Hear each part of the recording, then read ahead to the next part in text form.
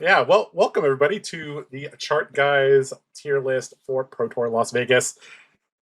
We did this once live and it was good fun. And well, we thought, hey, if we can get everybody together, might as well just make it live.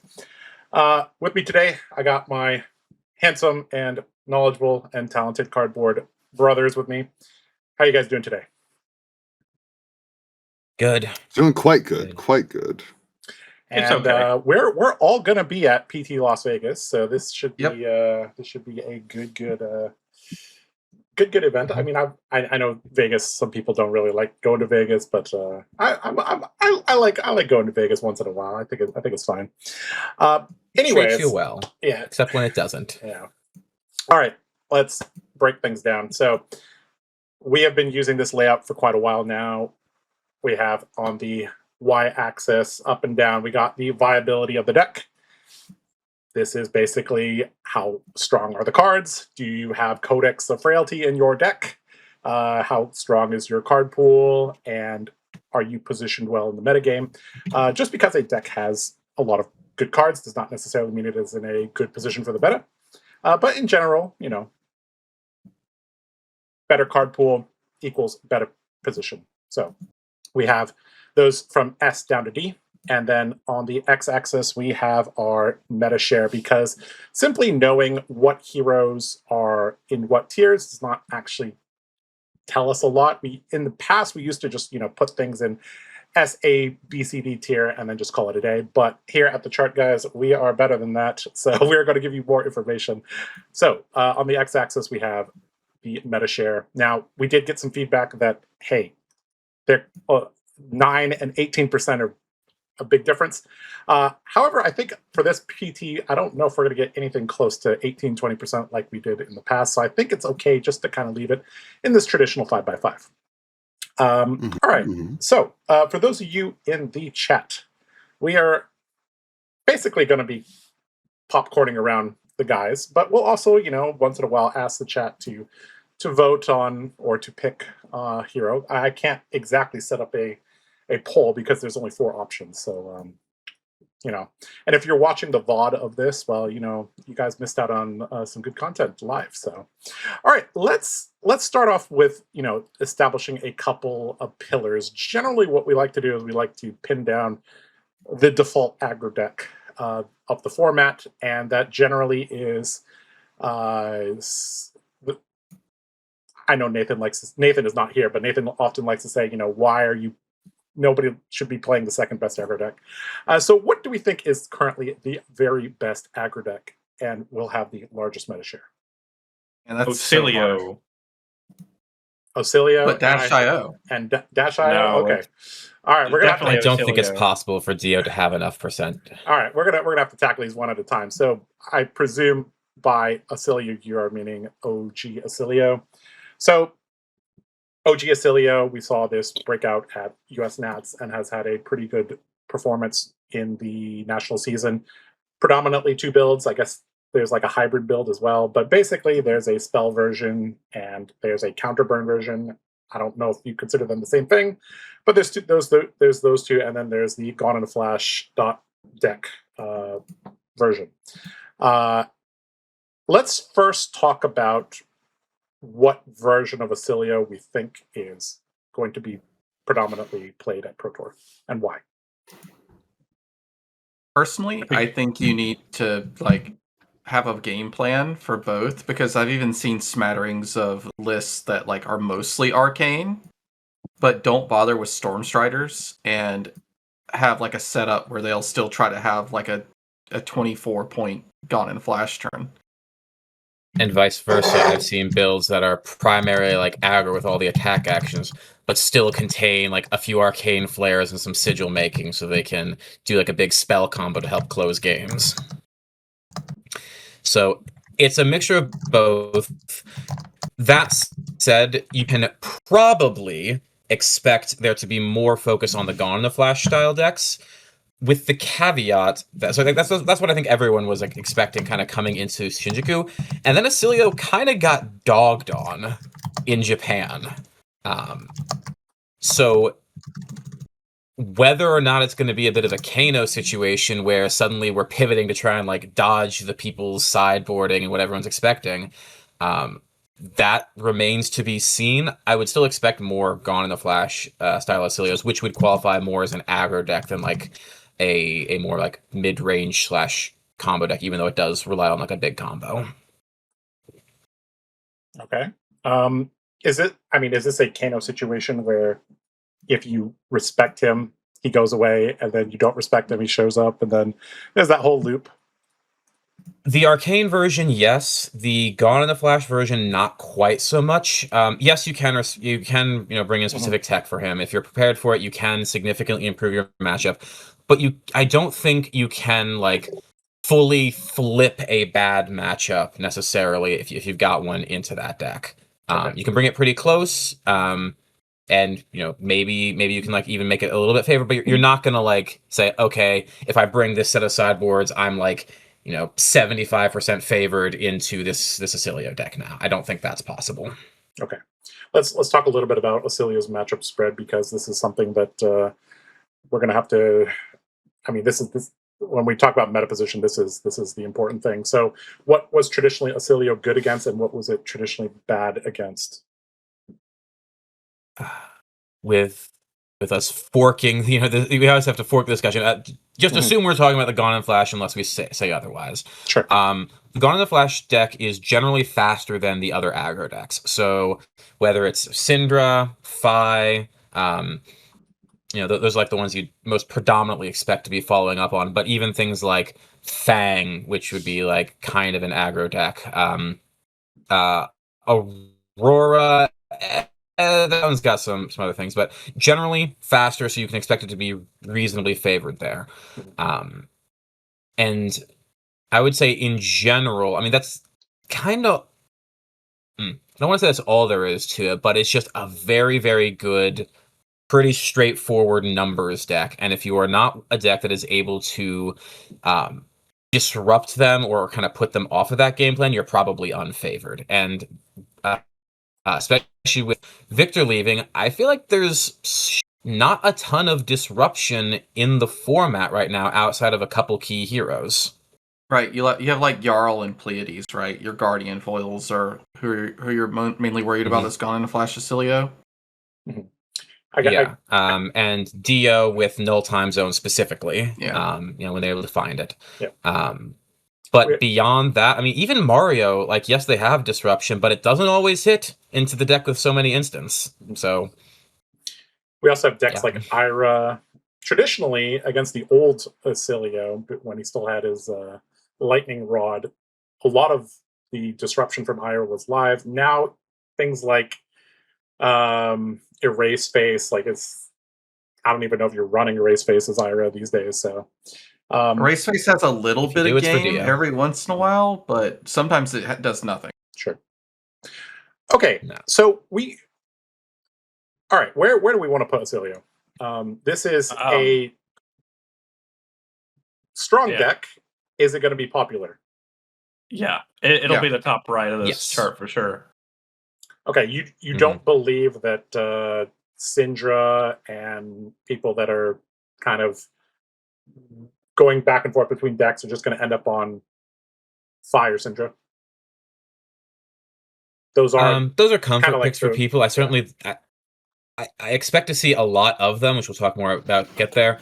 But I mean, even just looking at Shinjuku, right? There was one more Cindra than Oscilio there, and Japan is notorious for having like more ninja players than other regions. So I would be shocked if there were not more Oscilios than Cindra. I think that trend is starting to drift, or starting to not be the truth anymore. Like that used to be the case. I think now you can expect to see a lot more variety in Japan. But anyways. So perhaps, but like, I mean, I'm still seeing, more Iras and Phis like in the top, 10 most represented heroes there. All right, which do you think he's going to be even got some Katsus? Yeah, do you think he's going to be one of those 10% heroes? Who, Oscilio? Mm-hmm. Yes, I think so. Okay. There's too many variants in him that people could choose to bring for different reasons. I think there's actually going to be a little bit less than we originally thought, but I still think there's going to be a lot. Okay, so closer to like 10%, not 15%. Sure. Worthy of S or A? I think it's S. I think it's S. Okay. The Gone Yeah. version just has like such a low requirement to do its combo turn. It's like, did you find Gone in a flash? Yeah, you had a giant turn. Did you just like keep drawing your 4 go-agains until you found your Gone in a flash? Yeah, you threatened 16 plus per turn until you got there. Okay. I think it's just really smooth. And then the arcane version, like if you board a bunch of D-reacts, you just lose to the arcane version just on turn 0. Yeah, that's one of the actually most annoying something. things. Yeah, well, something I'm actually wondering about is when we get to Vegas, if they're gonna make an announcement about like scouting in between rounds, are they gonna be like really like hard on people for like get out of the play area once your games are done? That would be very 'Cause there's interesting. Like, that almost feel like there needs to be a rules set up. Like, it should say in the rules that you should leave the play area at major events once your match is they finished. have like asked people to do that before. I just wondering if they're going to be especially strict because there's going to be a lot of incentive for people to kind of like wander around once their games are finished to try and get a feel of what's going on out there. I'll admit, I would love to know which kind of Oscilio I'm sitting in front of before the start of the match. Yeah. But I was told at US Nats, I didn't go this year, but I was told that was in full effect. People telling you to get out of the play area if you're not actively playing. So I assume it'd be similar. I assume. Yes. Yeah. All right. Let's put down. I know you guys mentioned Dio. Let's talk about Dio. So this is another aggro deck that is, arguably the premier aggro deck. So I mean, Dash hasn't changed for quite a while now. This is the consistent deck that is trying to boost and put items out, hit you with the gun, smack you with max velocity, draw cards with Cerebellum Processor and Spark of Genius. Nothing has really changed for several years, ever since they banned High Octane. It's a solid deck, has a decent amount of armor as well. There's some susceptibility to getting fatigued, but elite Dio players generally can pilot that decently. So what do you guys think about Dio? I mean, you say solid amount of armor, but like only like Guardian and Warrior match on Mechanologist Fridge now, because they get 3 from the boots if they actually want it, 2 from the gloves, 3 from the chest piece, and 2 from the headpiece if they want to like go full Fridge. I think the problem with Dasha is she's hard to play compared to like Oscilio. Yeah. The old Oscilio, very difficult. New Oscilio, gone slop. Like, okay, there's some comfort in there's some comfort in playing Oscilio that you could pay more attention to your opponent's game plan now than you had to like your exact decks and construction going all the way down. Okay. Genuinely, if I could go back in time like a month and say, okay, I know for sure who's going to be legal and who's not going to be for PT, then I would have started prepping Dio, and that would be what, like, I think for a well-prepared, experienced Dio player, she could very easily be the best deck in the room. Now, because she is more difficult and it is harder to pivot onto her, she will be a lower representation than some of the other decks we're going to talk about. But it would be a mistake to not have a plan into Dio going into this event. Is this the fastest deck? Is it like can this race Cindra? Yes and no. Yes. When it does its thing, it's the fastest deck. Okay. When it does it, it is the fastest. It kind of like it. But it can dirtle. Yeah, it could definitely dirtle. Like, you have 4-card item hands or 3 items, 1 attack. No deck bricks like Dio bricks. Yes, we saw that like in the calling. Well, I guess Runeblade, but it's at least they block. No. Those block too. Like, you're right. They block. Oh my gosh. Yeah. Okay. All right. Okay. So, where do we want to put Dio? Premier aggregate. Medium S. Medium is my. She is on the cusp now, because at the end of the day, if you're an incredible pilot. Now, I have to warn you guys, we're putting Eugene in S tier. I don't care what you guys are saying. Last time we put him in A, and then he top 8 of the Pro Tour. Okay, and then he top 8 to the Pro Tour. Like, yeah. So we only get, according to LSS, you only get 3 S tier heroes. So If we want to put another hero at S, we're gonna have to move things down. So, them the rules. Okay. I would feel more comfortable moving Oscilio to A than I would Dio in terms of power level. Yeah, Okay. me too. We might have to move things in.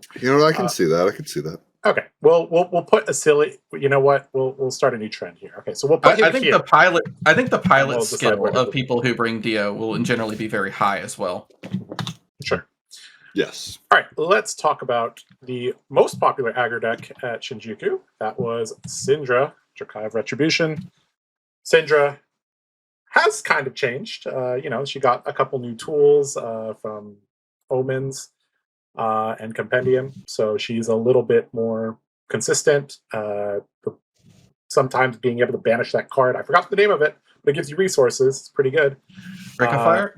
Or Draco Fire. Yeah, Draco Fire is pretty Draco Fire, nice, and she has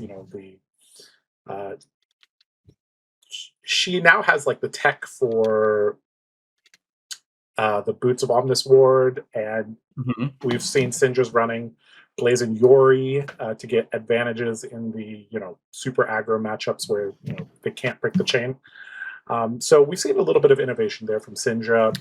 This is kind of the default pick for a lot of people in terms of aggro decks. So where do we want to put her? Out of curiosity, what tech is she now rocking to negate Omnis Ward? You said something about that? No, she has. No, she's running Omnis. He can run Omnis Ward into Omnis Ward is also or into the mirror too. Yeah. Gotcha. I thought there was some the mirror tech is Yori plus. They're doing what I'm doing as Phi. Yeah. That's what I'm doing in the Cindra. It's really funny because I think we must talk about both heroes in the same breath. Like, I think they hold hands in the same tier and sharing about the same meta position. They probably both sit at the top of A around the medium representation. They probably kind of share each other's pool. Like, I actually think I agree with that. They kind of go hand in hand. Cindra would be probably the most represented hero. So the Draconic Ninja heroes kind of hold each other back. Because they have to no. Each other, I think they enrich each other because they have different approaches. Like, they're a little different.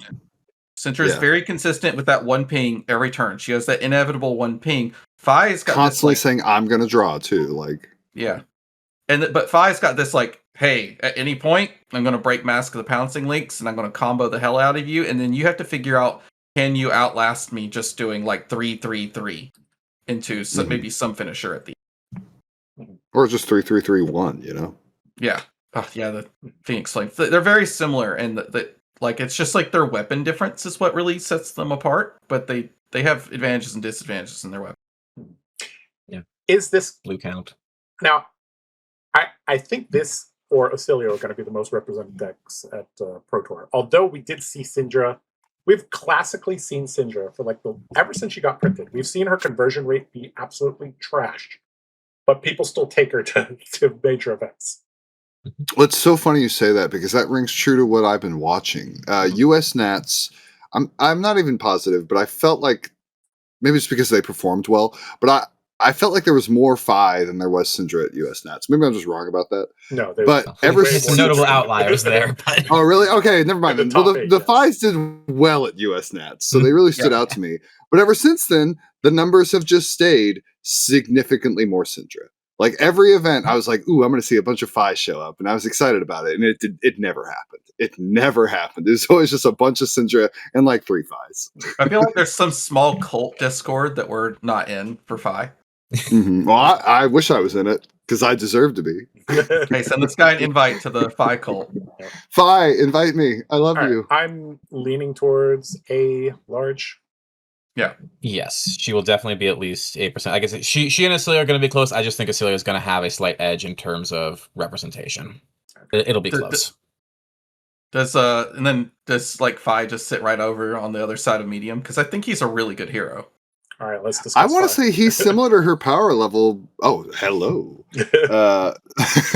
No, I want to say similar to Cindra power level, aside from the explosiveness, really sometimes stealing games, but just lesser representation. That's what every Nats and every calling has shown since his breakout performance at US Nats. Like, there's people who want to play him, but just smaller representation, similar power level. That's my opinion. Okay, I love him. I can't wait to play him in Vegas. Remember when we thought he was really bad and then he won Worlds? Never count him out. There is a floor for this hero. And I'd argue he was kind of bad when he won that Worlds. Everyone. But hey. He was playing against Icelander and cooked her. Like, well, that matchup was always kind of okay-ish. There were some cards that helped. Yeah. If you had a blue on the right turn, you can do it. That's right. Or Belittle was banned at that point. Never mind. All right. So what are some important Phi cards? I kind of want to use my card overlay feature. Oh well, Art of War. The rub is Art of War in the matchups. Draconic Art of War, I should say. And then what's the name of it? The most important card in the deck is Fire That Burns Within. You know what's so funny? I kind of didn't like that card because it was so dependent on having a flame. But the more and more I play the deck, I'm just like, this card rules. Yeah, it's one of the most broken cards in your deck. Yeah, it's bananas. When it draws a Lava Burst, I just I smile from ear to ear. Yeah, in the past we saw 1 flame builds. Now pretty much you're on 2 or 3 flames, right? I want to say they were always on 2, but yeah, 2 or 3 is the staple now. Yeah, this and the new Art of War for Phi are the reasons why you're running 2 and 3 flames in a deck. Right. Discard Art of War. And the Phoenix forms that you see cropping up. Yeah, occasionally you see Phoenix form and you get jump scared. Like, I have a love-hate relationship with Phoenix form because the three flame thing is never happening. But when it comes in for 5, go again. Ooh, la, la. It's a lava burst. It's just a lava. Yeah, it's a lava burst. Yeah, it's fine. Yeah. And it doesn't. It's a lava burst with go again. If you're exactly in the middle of the line. Yeah. Okay, maybe you should start playing Become the Bottle so you can copy your Phoenix Flames. Go watch the Compendium of Wraith showcase match. You'll see me doing that shit. All right, where do we want to put Phi? I think he's going to be represented just because of how well he did at US Nats and we're at a United States Space Pro Tour.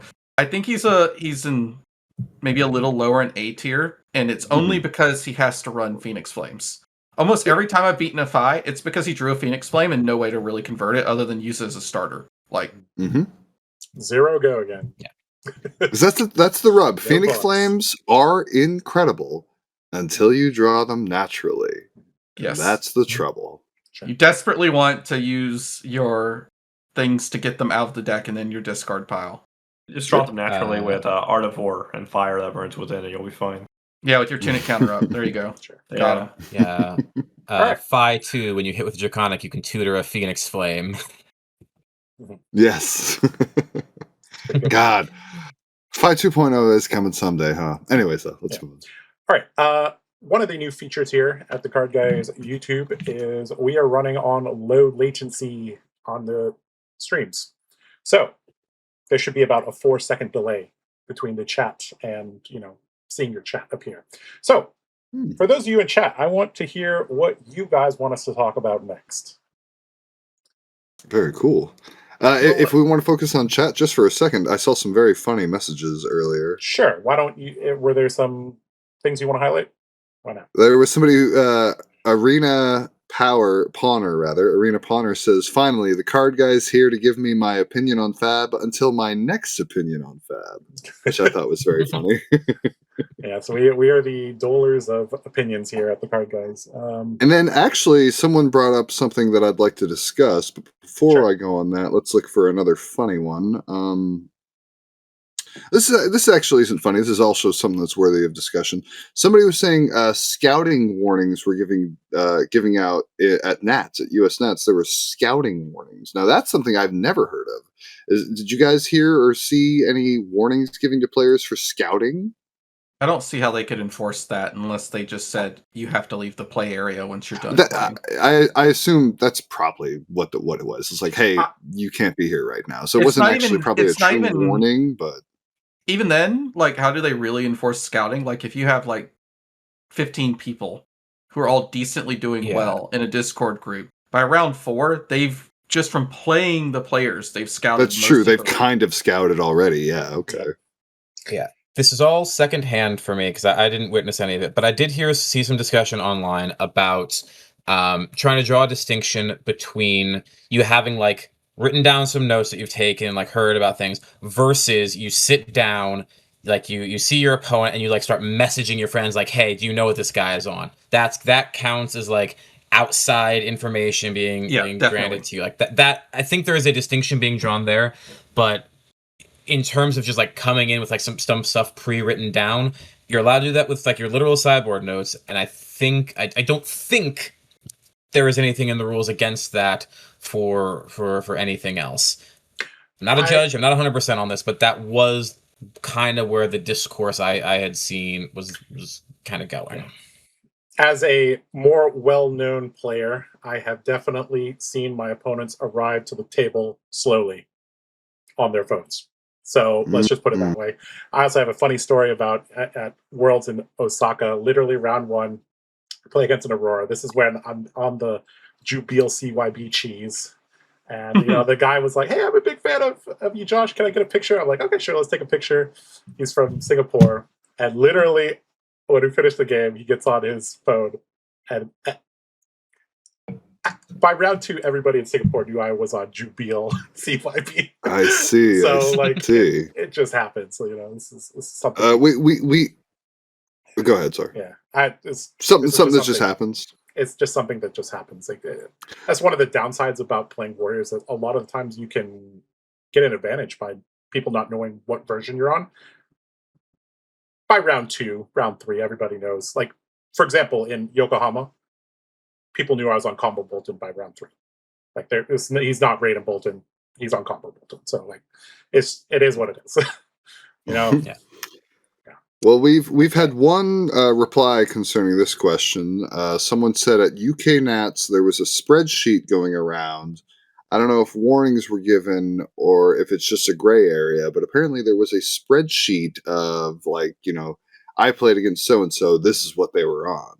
Which, like, that's crazy. I can't imagine like someone keeping tabs on like what each card guy is playing at a tournament. But I guess with Discord and internet messaging, that is a thing you could do.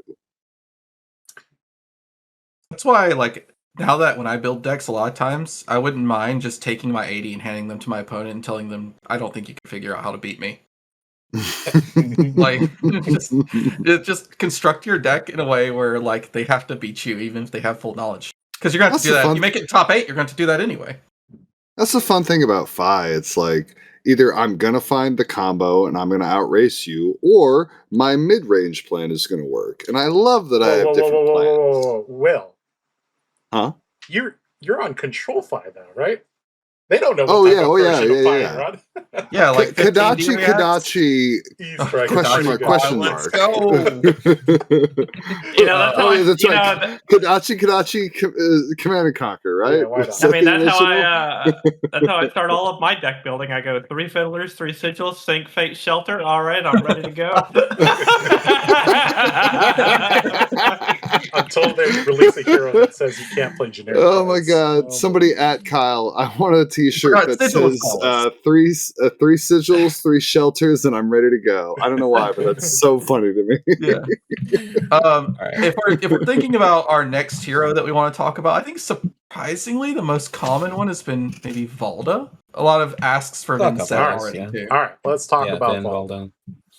And I see this hero so much, and I see them not win so much as well. It's interesting because you look at when her engine is running, you're like, how is this not the craziest deck in existence? Like, yeah, and then like 3 turns later, it's like activate Tectonic Pass. And you're like, that's why. Guardian problems. Okay, so Valda is now that Victor has left, Valda is kind of the most aggressive Guardian that exists right now. I think she would be the closest analog to Victor. Yeah. So a lot of the homeless Victor players are now, making seismic surges with Valda, trying to get their ley lines out and, string together, dominated on hits, turn to turn to turn. This deck has a pretty good amount of armor, has disruption. Say a pretty good amount of armor? Yeah, I mean the shield is the shield. It has 17 armor. Okay. It has the most armor in the game. Okay. 17 is crazy. The shield takes it above and beyond. Dude, I sit across from a Valda, and I have to kill a whole Blitz hero before I start hitting her. but he's right. You do have to kill a whole Blitz hero first. Yeah, you do. She just comes into the battle with holding up a Benji in front of her like a shield. Yeah. Or a Prism, right? That's the 16 health hero. Yeah, Just a young Prism. Yeah, just a young Prism on her left forearm, just taking hits. Like, what is the full value? If you get full value, how much is that shield worth? 5. Oh, 5. Testament Five's pretty good. Valhai, I think. Testament of Valhai. The cool thing about it is you could split breakpoints sometimes doing it, but that's really good. It's basically 5. Okay. Testament of Valhai is good. This is a hero that can convert most of their hands because they run things like E-Strike, they have Rouse, they have Pummel. So you give them tempo, they can probably convert it. This is also a hero that, in theory, is quite good into a lot of these decks that we've already talked about, because Victor was traditionally good into them. Well, Valda doesn't, other than Spinal Crush, she doesn't actually have Disruption. So Boulder Drop? Yeah, she not running Boulder Drop? Yeah, they play Boulder Drop. And they I wouldn't call put them in your place disruption. Sometimes it's actually like, wow, I my opponent's hand better. Yeah, but it makes a lot of seismic surges. Right. Yeah, it's just the sheer amount of armor that aggro decks have to beat through. Like, they're not getting their on hits for like 3 turns, and if they're just getting their faces beat in the meantime, like she will, if she converts the way she's designed to, she can beat the decks that way. She's also a beast in the Guardian Mirror. I don't know if you read these old one cards, but oh my gosh, do they have text against Guardians? Put them in their place has decent text against Guardians too, because like, even though she's not very good in fatigue based off of the general value in her deck, she put them in their place, and like Pummel can definitely get you in a place where you can win via fatigue just because of how many cards you make your opponent discard. Dude, if you want to play 3 pulverize in your deck, Valda is the only hero that can do it. Yeah. Yep. I actually think Pulverize is like the worst attack I see Valda's throw. Like, just throw things that dominate. Don't get a Pulverize stuck in your arsenal. Yeah. So she has her issues, but I genuinely think she actually has some pretty good positioning into this meta. She's just lacking I feel like she's lacking the oomph to like really carry home a large tournament. I think she makes my Art of Wars bad. The issue with Valda is I'm not gonna say it's closing power. My gosh, she has insane closing power. Yeah, closing power is fine. Yeah, everything between the start of the game and the end of the game the closing is the problem. Yeah, the start is fine. She the closing with armor, fine. It's crazy. The middle. Yep, all her armor make her crazy at the start. She can cover on hits for days, and then at the end, if you're at 5 health, you're dead. But yeah, like I said, that in between, she could also just fall flat on her face sometimes. She just draws a whole bunch of seismic surge generators, and then she throws like a blue, like a cranial crush at you. Like, the absolute worst one is when you're facing Disruption as Valda, and you have to block down. You got your ley line on the board, and your only play is Tectonic Pass. Those are the plays that get you killed. Oof. Yeah. So we haven't seen like a large amount of representation from her lately, but I think she does, like, she is a respectable thing. I would not fault anyone for bringing her. I just don't expect to see a lot of her. I think the people who are Guardian Sands and prefer kind of the more defensive playstyle are going to default to other heroes. Okay. I think she's a low top of B. I can see that. Yeah, I can see definitely low. I could argue between B and A, just because of that positioning, but I don't mind putting her in B either. Okay. So these are all aggro decks. Valda is kind of a tempo-ish deck with a lot of tankiness. Is there any other heroes that are similar to this here? Oh, I should mention, Valda does currently have the highest win rate on Talishar. Just A lot of people are That is playing. true. But I think Valda has been that way on Talishar for a long time. This isn't a new thing. Valda really beats up on people on Talishar. Sure, but she also had a respectable win rate across nationals. She converted well. Low sample size, but she did convert well in Shinjuku. So. As for what happened on day 2, well, that's a different story. All right. I kind of want to keep Do you guys want to? the theme of heroes that are similar to Valda. Is there a hero that's similar to Valda? I was going to say, do you want to keep up the Guardian theme and talk about Betsy? She actually had an There was some okay requests for performance Betsy. in Shinjuku. Betsy is probably the closest, right? She's more aggressive, slanted, has a way better weapon. Like, holy crap. Yeah, that log is very good. Yeah. Just going to say hammer. It's a log. Yeah, I'm looking for it. When you type in log, a lot of cards show up. Apparently, It's called pile driver. Showstopper? Nope, pile driver. Showstopper Pile is the other one. it's like backup protocol. I'm like, no. What's the Pleiades weapon called again? Moment maker. Moment Maker. I thought it was Showstopper. Moment Maker. All right, so No, that's pile Bravo. driver Such a badly designed alongside weapon. her hero ability, smacking people for 7. With 8 overpower, or 9 8. with tunic counter. Yeah, it's a lot of damage. I don't know much about this hero. I'm gonna let you guys discuss this hero because I mean, This she's here's- got a floor of yeah. like 7 overpower, make a might and a vigor token. Like, A 7 Make a overpower lightning bolt. turn is pretty good. yeah, and a gold. I mean, the ceiling though isn't that crazy. Yep. Although Lower the- ceiling. Yeah, I guess that's the the whole rub. the whole deck is this log. Let's not cap. not drink them under the table or bet big. No, CNC for 7 overpower and log are like insane. The most insane plays in your deck. Yep, the drink 'em under the Maybe you'll pummel table something. is kind of like, did you You keep can it until overpower a endgame? CNC? Yeah, you activate Yeah. hat. You activate hat. Yep. Put your blue take tunic. Go CNC for 7 overpower on hit. Vigor might. That's pretty good. Good time. Yeah. Or you Good turn. got the hat hit last turn, so you can do it without tunic and have it be for 8. That's right. Or you could break multiple gold with the hat over and over and over again. And Yeah, I mean, that's the thing. I think. she's kind of cool. Yeah, I feel think like she's you get better a- than Valda. I think she'll have an even lower rep, though. You think she's better than Valda? interesting. Interesting. The weapon. The weapon. Interesting. Huh. I don't think she's better than Valda. I think Valda's definitely better, but I could be. See, I think she surprised people coming out the gates, and then once people knew what was up, she got the tables flipped on her very fast. I cannot comment on this in good faith because overpower is a fake keyword against my class. I was going to say, overpower is Yeah. usually, for most of the heroes I play, overpower is a suggestion. Like, Yes. Marlyn's like 14 overpower. I'm like, all right, sure. I'll my block. Do it again. Oh, 13 overpower this time. Okay, I got you. Okay. So I do think that there's not enough, like, even though she had a pretty decent showing in Shinjuku, there's not enough people and not enough time, I think, for this hero to be more than 3 or 4 people. So Yeah, I think very a low.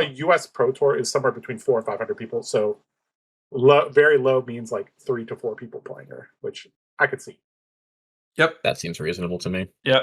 B And very viable, so B. Yep. Yeah. Okay. Sure. Seems fine. All right. Well, chat, you're going to have to wait a little bit because now I'm going to give these guys a chance to pick a hero. Andrew, you're first. Sure. I think Gravy would be an interesting one to kind of talk about here because they've been on some ups and downs. And for the first time, maybe since their release, I think they're on a genuine downswing right now. I think they still have a lot of inherent power to them, but I don't know that now's the time you want to be playing Gravy.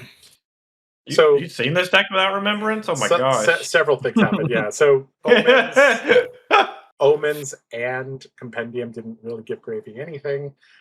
Remembrance being banned means you can no longer send 6 to 10 Conquer of the High Seas at people. How'd you get 6 to 10? I don't know. Sometimes you don't remember it's back Yeah, pull sometimes through. your remembrance back. Yeah, yellow instead. Yeah. Anyways, so Shit. and I've noticed that it has become much easier to fatigue this deck as a warrior. I'm sure a lot of you guys have also noticed that as well. This is a deck that did not perform very well in Shinjuku. There was Evan that did pretty well, but ran into There was four the one that got Kassais, and then- ninth. I mean, Kassai is a pretty strong candidate this year.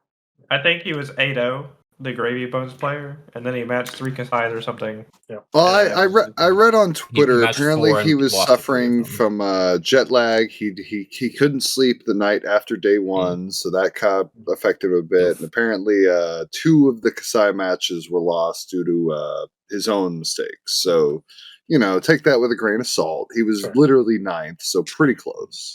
And 2 of the games were apparently, according to him, by his own fault, not because he couldn't have won them.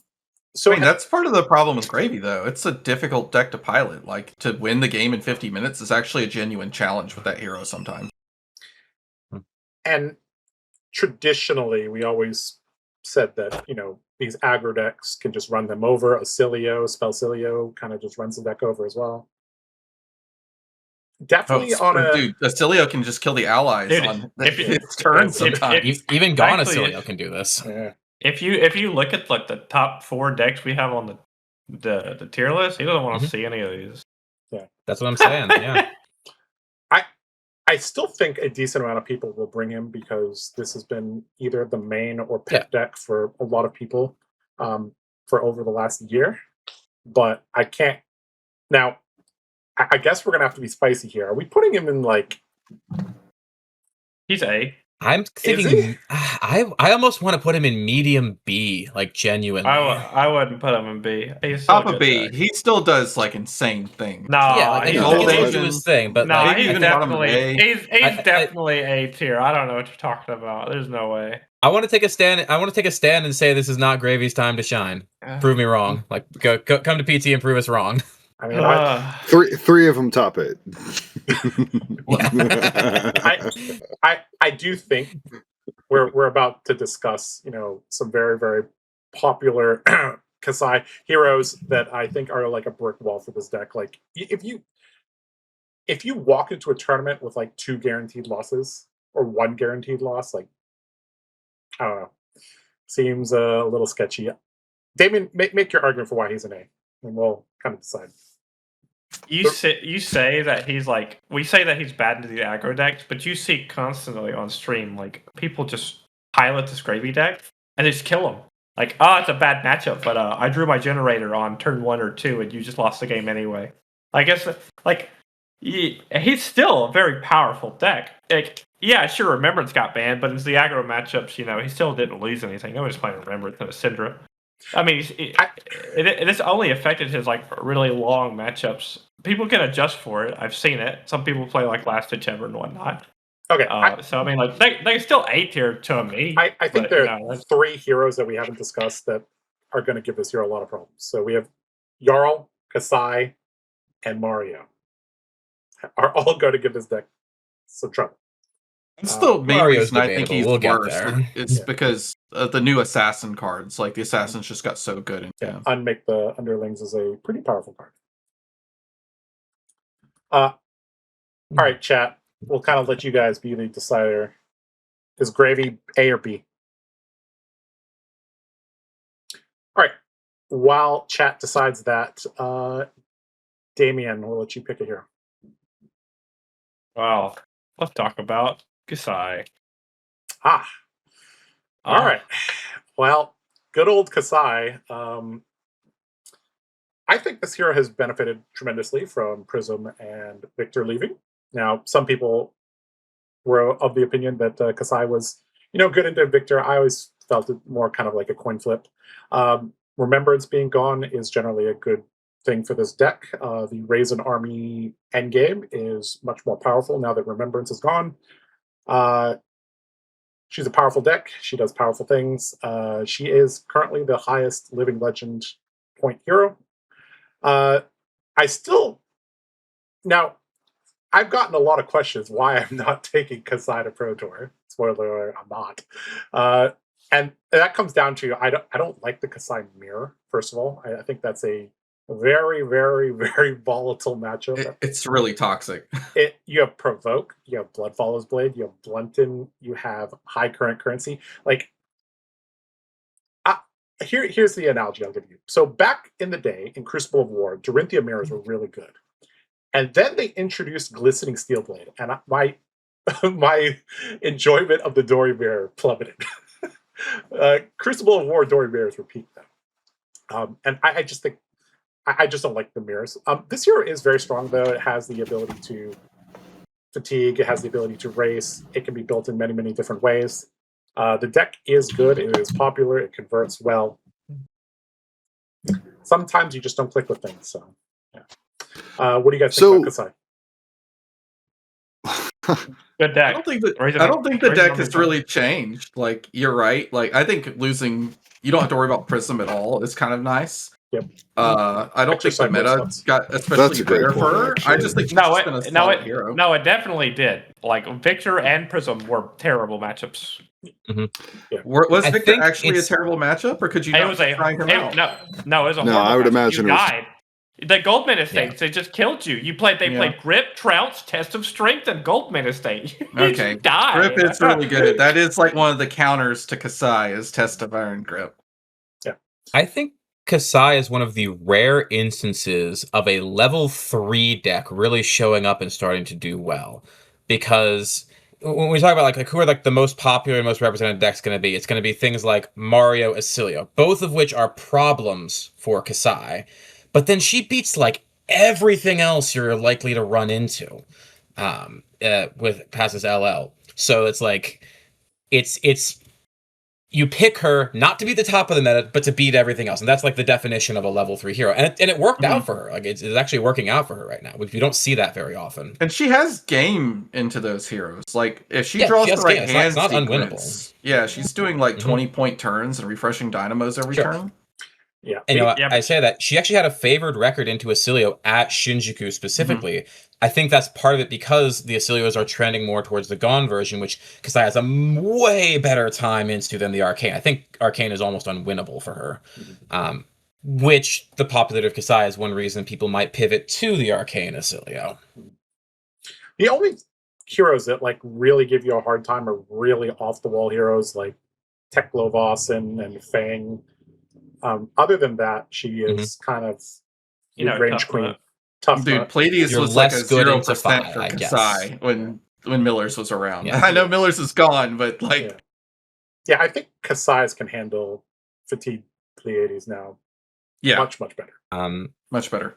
I do think Elite Dios still have the edge into Kassai. I will say that. She has no disruption, right? Like... Yeah. So you've got to beat Dio by numbers. If you can't beat Dio by numbers, then yeah. That's a great point, because I'd like to say that Kassai is quite capable of fatiguing Dio, but generally speaking, like if you just let Dio play by herself, she'll make it pretty hard to fatigue. Like I could see that, yeah. You draw 4 items and you go, Okay, well, yeah, that can happen. Hold on, you draw 4 items, you go, well, and then you do like 25 and then 32 in the next 2 turns. Yeah, actually, sometimes that can be a good thing. Yeah. You get to super set up, like, yeah. Kassai bricked on 3D reacts. As long as it's not like 2 grenades. You don't want 2 grenades. Okay. I think she will be one of the top 3 most represented decks at Pro Tour. Yeah. She's definitely a large. Talking about Cassie, can I wax about Cassie for a second? Sure. Kassai, I guess I should say. Let's respect her. I thought Kassai was kind of a joke for the longest time in Flesh and Blood. I think half of that was influenced by the fact that it was Josh's least favorite warrior, and because Josh is my friend and teammate. Whenever I think of warrior, his opinion kind of ranks above everything else. So Kassai, for the longest time, I was like, it's a joke. Kassai's the deck that my friends like, but it's not competitively viable. But I watched the Calling Shinjuku top 8, and I looked at the people who almost top 8'd and realized the things that knocked them out of contention were exactly Kassai. And then I watched the top 8 matches, and I was like, oh, no, it's time for me to respect this deck. This hero is doing things that are pretty powerful, not like explosive, but consistent, and so the cell swords. The cell swords are so good. Like that deck. Her hero power is watch out. broken too. Her hero power is just absolutely crazy. Yep. So Yeah, that's one of the reasons why she's probably the first to LL, is her hero ability is one of the strongest in the game.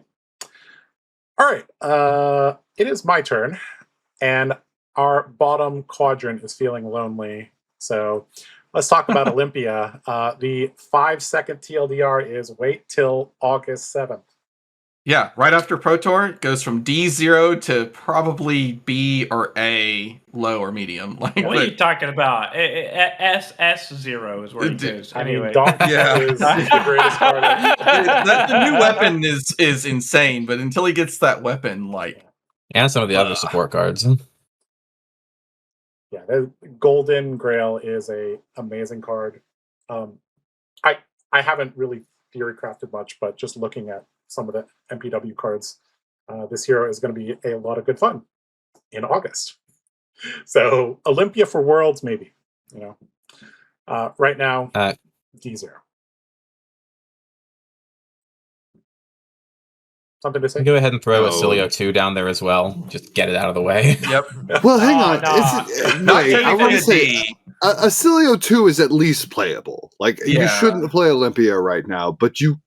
Well, no, you shouldn't play Oscilio 2 because Oscilio 1 is still live, but you could play Oscilio 2 if you're a All right, psycho. I'm okay with putting him D0 D0 because you shouldn't play him. Like, you should just Yeah. play You shouldn't, because there's a better choice, but he's playable.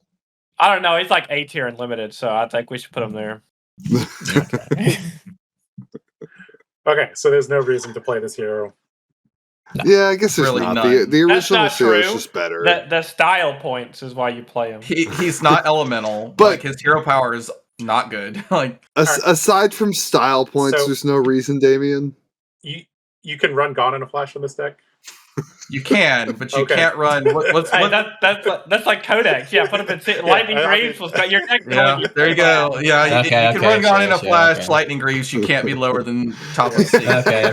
Sure. We've never put an assassin or ranger in D for a reason. All right, Thomas, your choice now.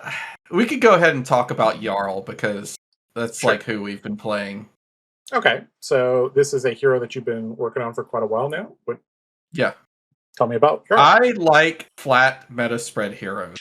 Again, for the exact reason I like my opponent to maybe know like my 80 or maybe my 78 and not know how to beat me. Like he makes you answer so many questions. He does the thing that Icelander used to do, where you think you have this machine that your deck is going to work all the time, and he goes, "Oh, that piece of equipment you like? Nah, get that out of here. Oh, that really tight resource curve that you rely on? Blizzard." So, I think that's really good right now if you look at what we've already put into the large meta share and the medium meta share. Like all these tight resource curves on a lot of these heroes. I have been seeing this hero pop up on Talishar a lot. One of the most played heroes by far. And like you said, a single Frostbite messes up a lot of heroes in the game. And a lot of heroes are very dependent on particular equipment pieces. So getting them blown up or disincentivizing them from blowing them up, because you'll give them Frostbites, is a very, very powerful tactic. Damien, I know that you've been playing a good bit of Jarl as well. What do you think about Jarl? This hero's broken. This hero's broken. You played this at Nats. So what has changed since Nats? Victor LL'd. What are you saying? I mean, that was a bad matchup for you, or a good matchup? It was a difficult matchup. Okay, and I believe at Nats you were running Remembrance. So how has that affected the deck? Oh, dude, I feel so much better not having to play this terrible. Yeah, dude, we only ran it to scam. right? You only ran Yeah, it so that you could go dude, yeah. clean 60, 3 remembrance, and try to, in like some matchups that were rough, you just play Oakenold every turn. Like that. But That was like, it. you don't need to do that anymore. So Dude, Victor I was mean- one of the ones you needed to do that to. So we got rid of it now. I mean, the deck's really fun. You drop 10 of Lake Prison, and your opponent tries to take their tunic on Talishar, and they realize that they can't. It's really funny. At least the CLF is not at instant speed, so I guess we'll take that. Well, just wait one day. One day, Jarl. One day we'll get Icelander back. Yeah, Icelander too. Icelander Let's too. go. I'm not going to let that one pass up this time. I will be invested. Yeah, All right, I will be playing Icelander. I feel like this is probably medium S or A, but I know you guys are biased, so I'm leaning towards medium A. I think he's S tier. But I am biased, and Nathan's not here to put him in the C tier, so I can guarantee my top 8. I think we probably have to put another hero in S tier over him, similar to Oscilio, so he probably has to stay at A. But like Oscilio, he's probably like top of A kind of ranking. Okay. Is this hero going to have more than 8% representation at Pro Tour? No. Maybe he might get close to there, but he was only 5% in Shinjuku. He'll go up a little bit from there, but it won't be by enough to put him like over that cap, I don't think. Okay, sure. All right, Will, you're up. Well, we already talked about Phi, so I guess naturally we should talk about... Have we talked about Marlynn? No, let's talk about Marlynn. All right, good old Marlynn. Recently got a couple upgrades. The new harpoons, cheating scoundrel. Any other cards I'm missing that you recently got that are impactful? The new... Well, you said new harpoons, but the Arsenal one specifically. Yeah. That card's good. Yeah, I believe that's the one that... Was it not Bluefin? It's the... It's a yellow harpoon that hits the that was I forget Pen. the name.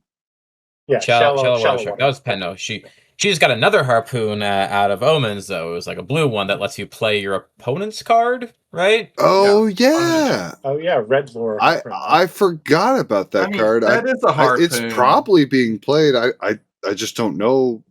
I literally have seen nothing about it, so I don't know about that. It doesn't disrupt, and it's part of their blue base, so a lot of times it's being pitched. And it's more likely to be somewhere late. What does it do again? And you're playing Phi, so it's a 4-power harpoon. That yes, it is 4 power. That when it hits a hero, if you've cannoned, you banish a red action card from their graveyard, and you can play it until the end of your next turn. That's hilarious because Thomas just said I'm Phi, so like I probably should have seen this do something, but I haven't. But it doesn't disrupt you. It steals a head jab. That's kind of okay. Yeah, head jab that says if you have a draconic chain link before this, it gets go again in the Marlynn. Oh yeah, it only. I was like, it does disrupt if your opponent has a disruptive red action in their graveyard. You get to play against them. Like you play against a Vynnset and you call. You can't. You don't want to call a Vynnset. Like getting an E-strike is pretty good, right? Like, very. Or like, I don't know, you. Yeah, you're right. Like it's nifty, but the card is very. You play their CNC, right? You get it's a blue harpoon, so you give it go again with the boots. You banish their CNC, and then you play the CNC at them. Like, okay, sure. But okay. Besides that, I think Marlynn is like ridiculously disruptive, and again, she's one of those heroes a lot like Valda. When her deck is doing the thing, sometimes you feel like you don't even get to play the game. Oh yes, no, but it's inconsistent. It's inconsistent with the disruption is the thing. Like she can present something every turn, but it's not always relevant. The consistency is on the lower side, and I was just laughing about her a second ago. But no, Thomas is right. Like every once in a while, Marlynn doesn't let you play the game, and it feels terrible, and then you lose. But on the other side of the coin, sometimes it just, it's not really affecting you, and just run her over. So I want to say Marlynn is kind of coin flippy. Like she can be very powerful, she can be very disruptive, and she can punish the shit out of you. Fi is very easy to punish. Certain other decks are very easy to punish. But sometimes the cards don't line up, and sometimes she runs into decks that don't care about what she's doing. Case in point, Josh's Dory. Josh was just joking about how, like, a big enough overpower, like Big Whoop. Yeah, I'll you just give you block my with the card reactions and I'll that block. she's hunting for. Yep. Yeah, block with the card she's yeah, go fishing, exactly. And then you Yeah. throw your, like, Or if you have two-card one 8 or thing 9. that her attack targets, you just block with that one, and suddenly her attack is just numbers. There's Yep. no disruption, and that's the rub. If you can turn her attacks into numbers and not disruption, you're gonna beat her. If you can play around her overpower, you're gonna beat her. And if her disruption doesn't line up, you're gonna beat her. And every once in a while, she draws a hand that doesn't play, and then you get to beat her. So there's a lot of things working against Marlynn. But when the things do line up, I want to say she's actually pretty nasty. But there's a lot of hoops to jump through. Got a solid Dash.io matchup, too. All right. Sure, Where do you yeah. want to put Marlynn? This hero can't be good. I know dedicated Marlynn players that have dropped the deck. There's no way it's good. All right. You did lose fine. one of your good matchups. She runs Codex of Frailty, so she can't be any lower than B.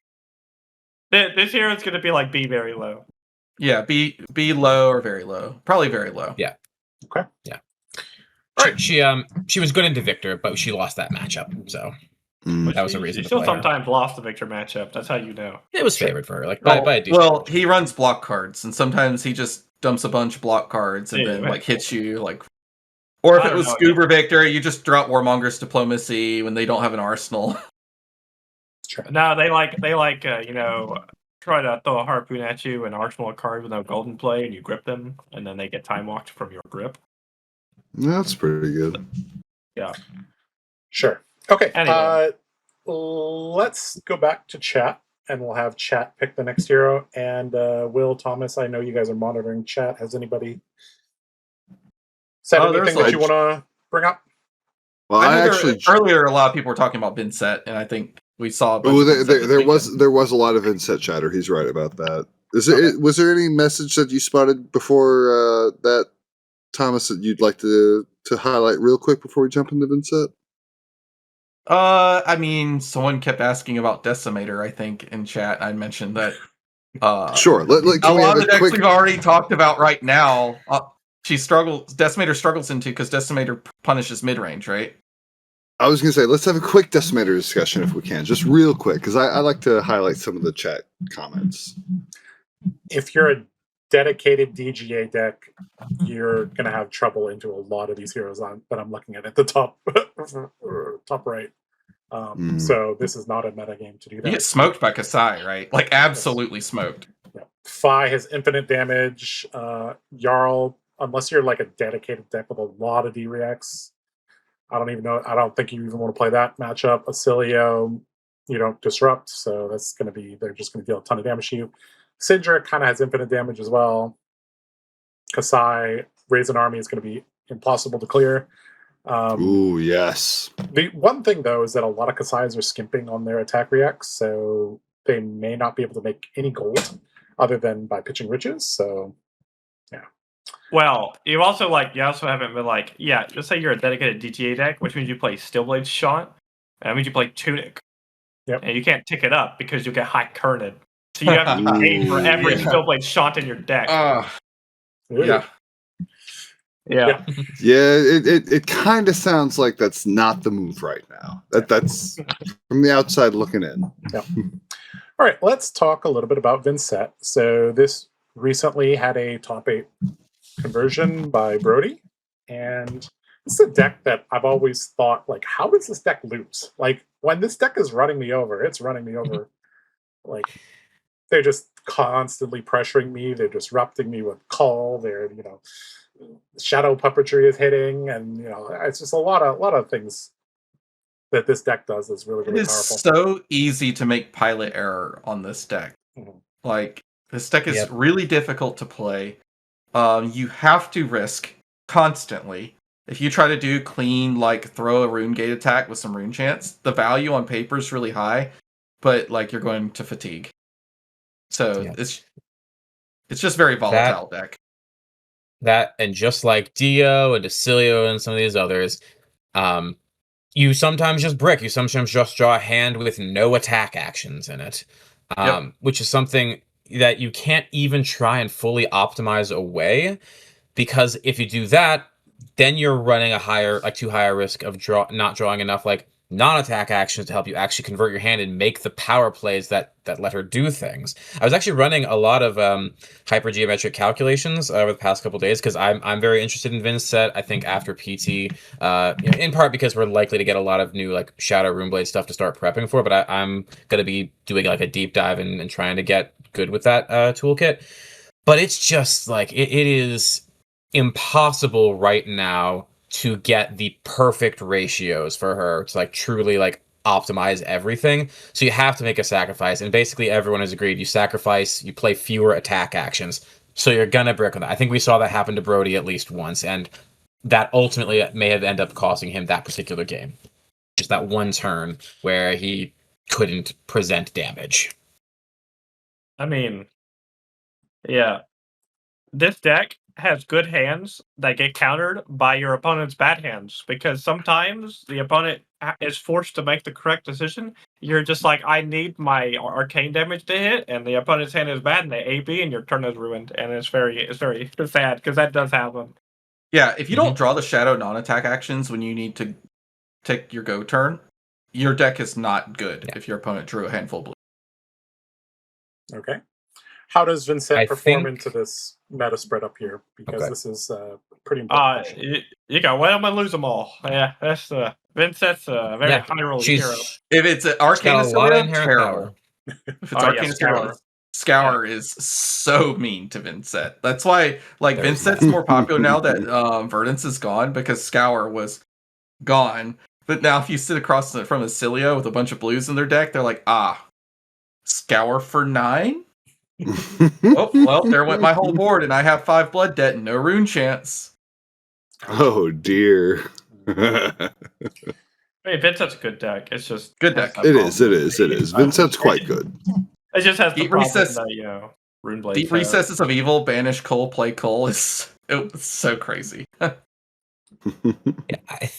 It's such a good line.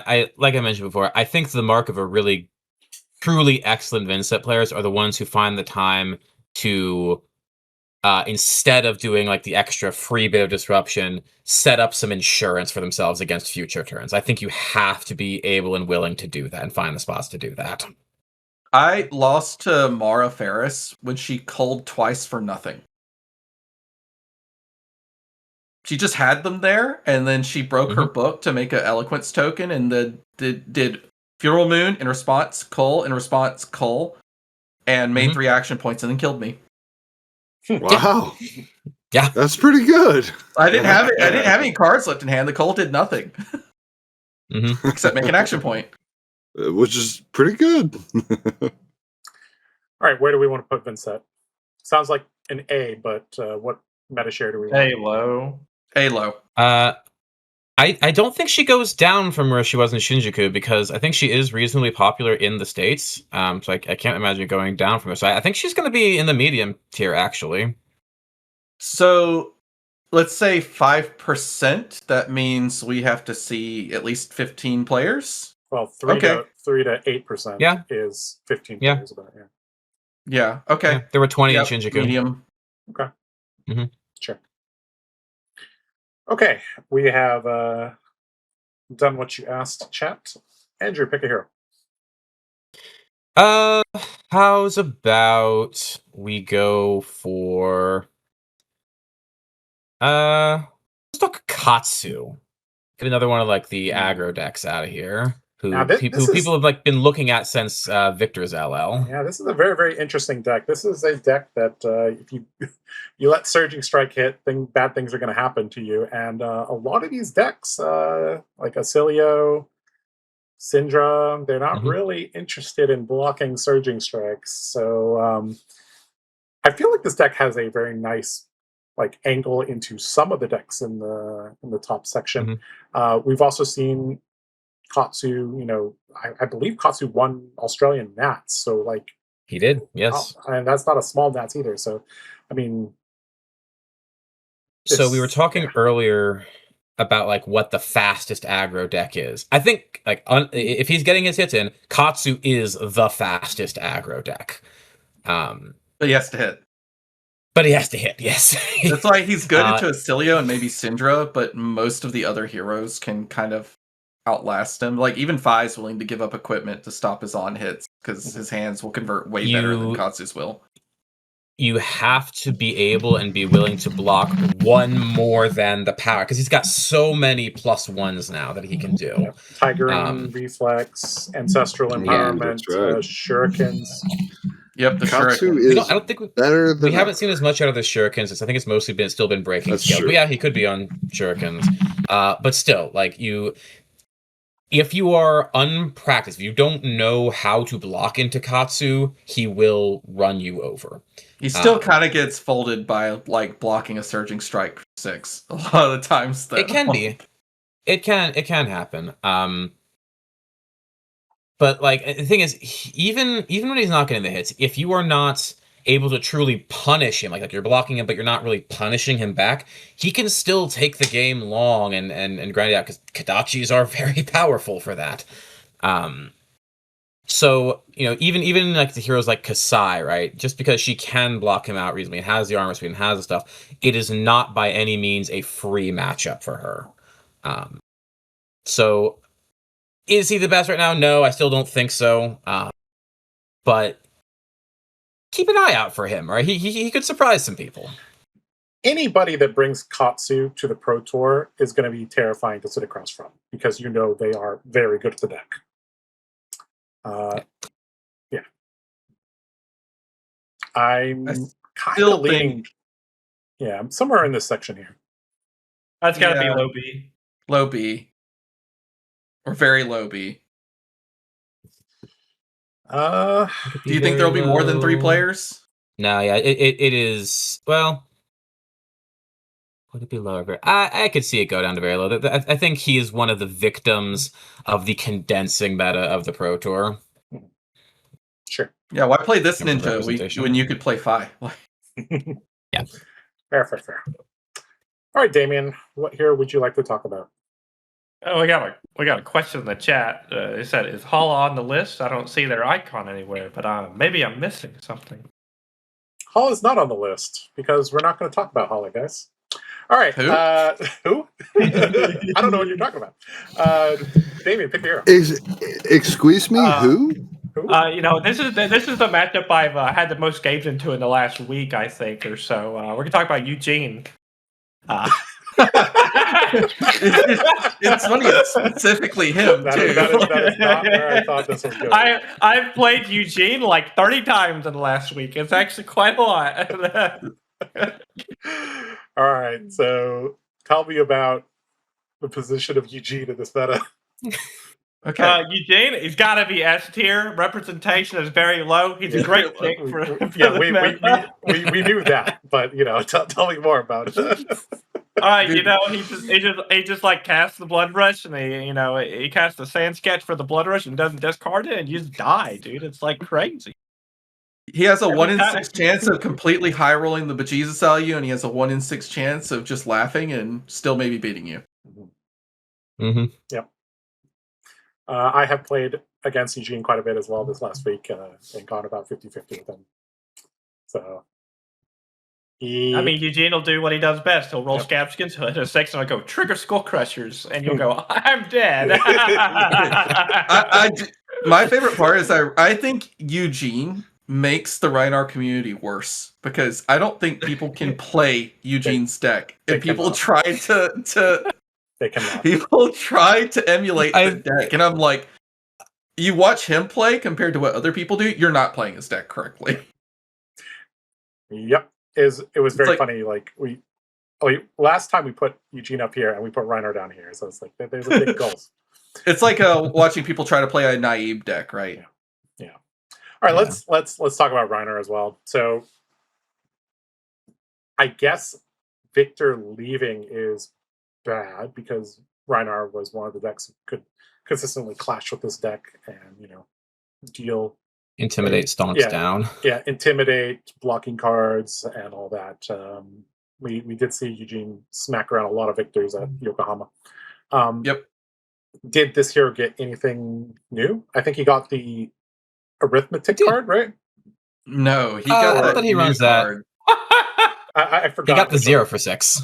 He The got 0 Barrel for 6. Instinct. That card's broken. Barrel Instinct. Yes. Yeah. Yes.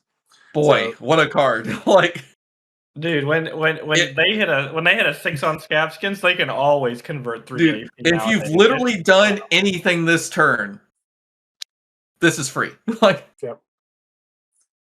Yeah, just looking at this card, I'm like, wait a second. This is like I want to say That Rhinar card's on- good. dude, Rhinar how does on this that. block? How does this block 3? Like, How does this, you should have stopped. You should have said, "How does this block?" like, yes, dude. If This should had probably 0 have a block- pearl. Dude, if this was a pearl, it'd be a 3 of in every Rhinar deck. Still, the card's nuts. Dude, I mean, Rhinar. On average, the games end with Rhinar in about 3 to 4 turns. Yeah. From both sides, he either kills you or you die as Rhinar in like 3 to 4 turns. so. He's very fast deck nowadays, much faster than you would actually think he Yeah. is. So he's kind of asking you, hey, you got to deal a lot of damage to me. I have flesh bag, and certain hands are just gonna demolish you Also- because I rolled a 6 Yeah. or 5. I was playing against Eugene one time this week. He dealt me 18 damage on turn 0. I said, okay. Cool. Yep.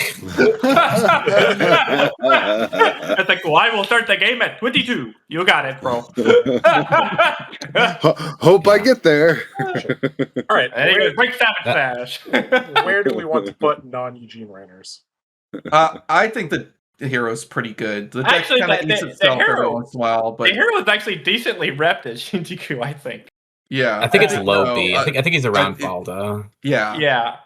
Yeah. Because here's the thing: despite everything we just said about his theoretical power, he just did not do well in nationals. Yes. Like, Or he in has almost Shinjuku no either. winning matchups. Or in Shinjuku, like he just it's not coming together for him.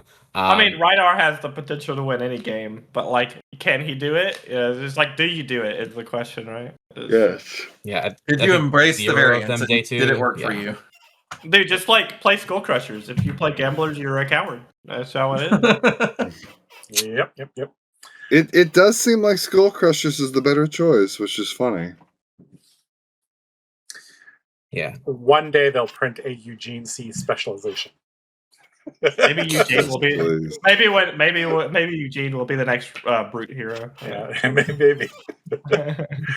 When Tuffnut LLs, we'll get a new revered brute. Tough nut LLs. Oh, that's years Oh, from now. boy.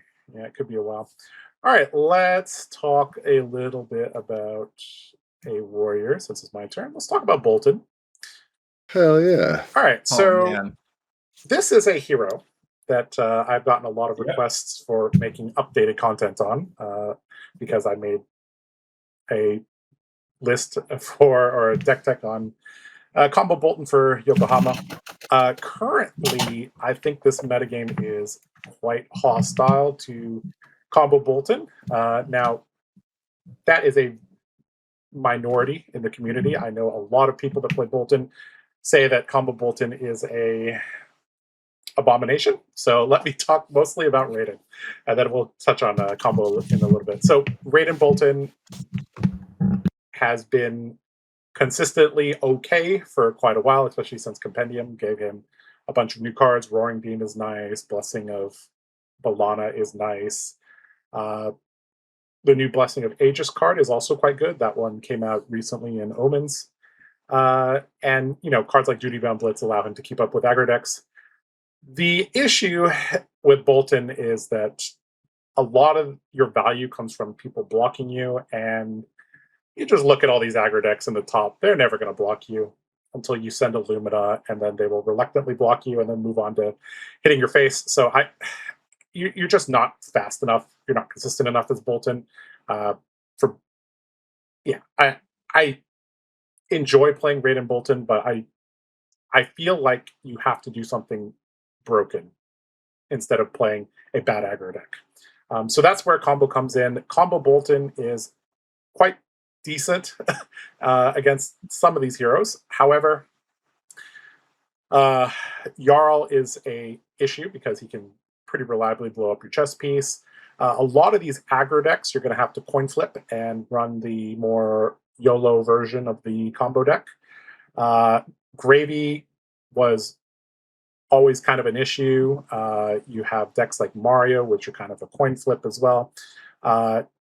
If you're going to have to play a lot of Kassais as well, then you're going to have to like go 50 minutes and pitch deck like every other round. It seems very, very annoying. So I think because of Jarl's positioned currently, you need to kind of hold off on Boltyn. I still think he's decent though if you build him with combo. I expect this to be there were 2 of us in Yokohama, and I'm not playing Boltyn in Las Vegas, so this could be B0, C0. Yeah, I would be surprised to see no Boltyns pop up. Like, Raiden is arguably playable. Losing Remembrance means you're like every time you play Luminous Ascension, you might just be fatiguing yourself. That wasn't the Remembrance target. It was V. Yeah, I know. Oh, but I'm just you only saying, have like 3 Vs. Yeah, you only have 3 Vs. Like your Lumina, your like best card, like actively eats your deck up. Like Kassai gets to run Kabuto, which blocks for a shit ton of damage. So yeah, it's warrior on warrior crimes. Yeah, and ironically enough, Boltyn doesn't always run Kabuto into Kassai, so because you're normally running Warband. I'm gonna put him at B, unless you guys have other thoughts. That's technically playable, so that's a B. Yep. All right. I do want to say after Mastery Pack Warrior comes out, there might be some goodies in there for him. And I will always look at these new cards through the lens of, does this break combo? As soon as I saw the blessings, I was like, hold on. Wait a second. This breaks combo. So, we'll keep an eye on it. All right. Thomas, take it here. Okay, I'll use mine on a request from chat. Someone wanted us to discuss Aurora. Okay. So, new Aurora recently got a buff from the BNR. Skyward Serenade is back. And, well, if you love 0 for 4s, but you don't want to play Oscilio or Cindra, well, have I got the hero for you? Or Phi? Or Dio? So, or any other aggro deck in the game? It's funny because I think I've played against this deck several times at Armory, and I don't think they've ever used their hero abilities. Like they rarely do. It's not a good hero ability. It's pretty rough. No, the hero ability is Lightning and Ruin Blade. Yeah. That's the hero ability. It's card pull and armor set. Like, I think there are 2 circumstances under which you use her hero ability. One, you need to convert your hands to like discard a duality and use it to get your embodiment. Or 2, if you're running the end game loop with like Voltaris and Gone in a Flash and Ominous Excavation. Are they on duality? Yes. Yes, like you have to have a little bit to bail yourself out, but like God, I've got Marvel dualities I need to sell. It's like imagine if Trot Along costed 3. That's what you're kind of doing when you like play a duality. You get an arcane. But yeah. Woo! Trot Along does cost a whole card, so I'm never. It's kind of like it costs 3, yeah, I guess. Yeah. No, Trot Along costs 3. You have to make the flow and then pay 2 to destroy it. So something made the flow. Like unless you pitch Voltaris. I don't see a reason to play this hero instead of any of the other aggro heroes. This hero, though, is quite popular on Talishar. Skirt. She's good in Arcane Oscilio. Like, holy crap. Don't speak too quick on Aurora. Okay. As someone who's been practicing the aggro matchups in Flesh and Blood lately, Aurora is still a pretty fast aggro deck. At the end of the day, she's throwing a lot of 0 for 4s at you. Like, it's not incredible, but by no means is it bad. If you are not this tall to ride, she's gonna run you over. Don't get it twisted. when her deck is doing her thing, the reason why she can win out is that she's breaking the math because her stuff's actually mostly 0 for 5s when her deck is like running smooth. So you're Arc referring lightning, to baby. the thing that pings you every single time you have go again? Well, no. Some of the things are like, if it's coming in with go again, it's coming in for 4 and has a ping if it hits, or it has a ping when you throw it, or like, yeah, just on and on and on. Okay. Yeah, we saw a lot of poor performances from her out of nationals, but she is a newer variant on her. Her card pool is different, so I think there have been some growing pains, kind of getting her tuned and figuring out like where she fits into the meta. Especially with Saturday coming back. Face Purgatory is a messed up card. Yep. And any deck with access to face bears some respect. Yep. She comes from a long line of good Runeblades, right? So we'll see. We'll see. So I don't expect to see a lot of her unless there's some. That being secret said, Aurora it deck is that's broken. It's the weaker of the Rune Blades we've seen, so you can probably put her somewhere a little low. I just wanted to say, like, you know, she doesn't suck. She's a hero. She can kick your butt. Watch out. Imagine being worse than Vynnset. Like, yeah, I wouldn't be. Is either low or very low. I don't even know that she has like she's okay. She's got enough juice to like contend with the B tier heroes, so I'd put her somewhere around there. There's not a lot of reason unless you are specifically countering certain things in the meta that she lines up to, like some of the Oscilio decks, and like maybe if there's a deck that's particularly vulnerable to face or something. Okay, I think we can put her in very low. She can go on in the flash combo. She can do that. Yes. Okay, Will, your choice. And then chat, you're up next, so get ready. Will, you're not getting any sound through. All right, I was muted, but I want to talk about Slippy. All right, it's actually kind of funny that we're talking about this hero before the others. And Mario's great, but let's talk about Slippy instead. Okay, so Slippy is... I mean, you're giving the other Arachnes a hero ability, I guess. Now, how popular is that going to be? I don't know. That's the rub. Yeah. This deck is disruptive. They got a new card that allows them to go 3 wide, which is quite nice. It can push some damage, but I feel like for a lot of the time, your opponent has to kind of cooperate with you and say, okay, let's kind of race. My experience with this hero is, if you just kind of block and kind of wait, they eventually run out of gas, and then they're like, okay, what are we doing? They still have access to Take Up the Mantle, which is a pretty strong card. Can make some cool plays with that. Lobotomy is a value machine, to be honest. Yep, one of the newer cards they got access to. Mm-hmm. I think the deck is good. It's a disruptive aggro deck. It plays on a kind of a different line than the other aggro decks. It is fatiguable, but it can also fatigue you if you're not careful, because you are going to occasionally lose cards off the top of your deck to it.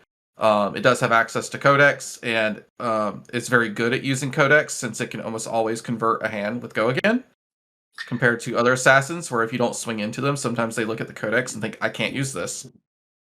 This hero also, for Pro Tour Singapore, which was last year's Summer Pro Tour, we put in S large. And Bonds of Agony. Only thing that really has changed is Bonds. So that card was so broken. Yeah, Bonds of Agony is very, very broken. But there's still a lot of turns where they didn't have Bonds. So the fundamentals of this but all of your bad turns.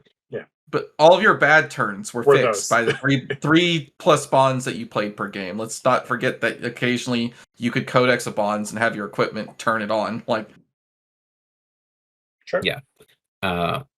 It's also so difficult to justify running him when Mario's running around. Yeah. The more Marios there are, usually the worse Slippy gets, right? Yep. We love our reciprocal hero powers. Yeah, I think Slippy Actually, is. that's not even such like a big deal all the time.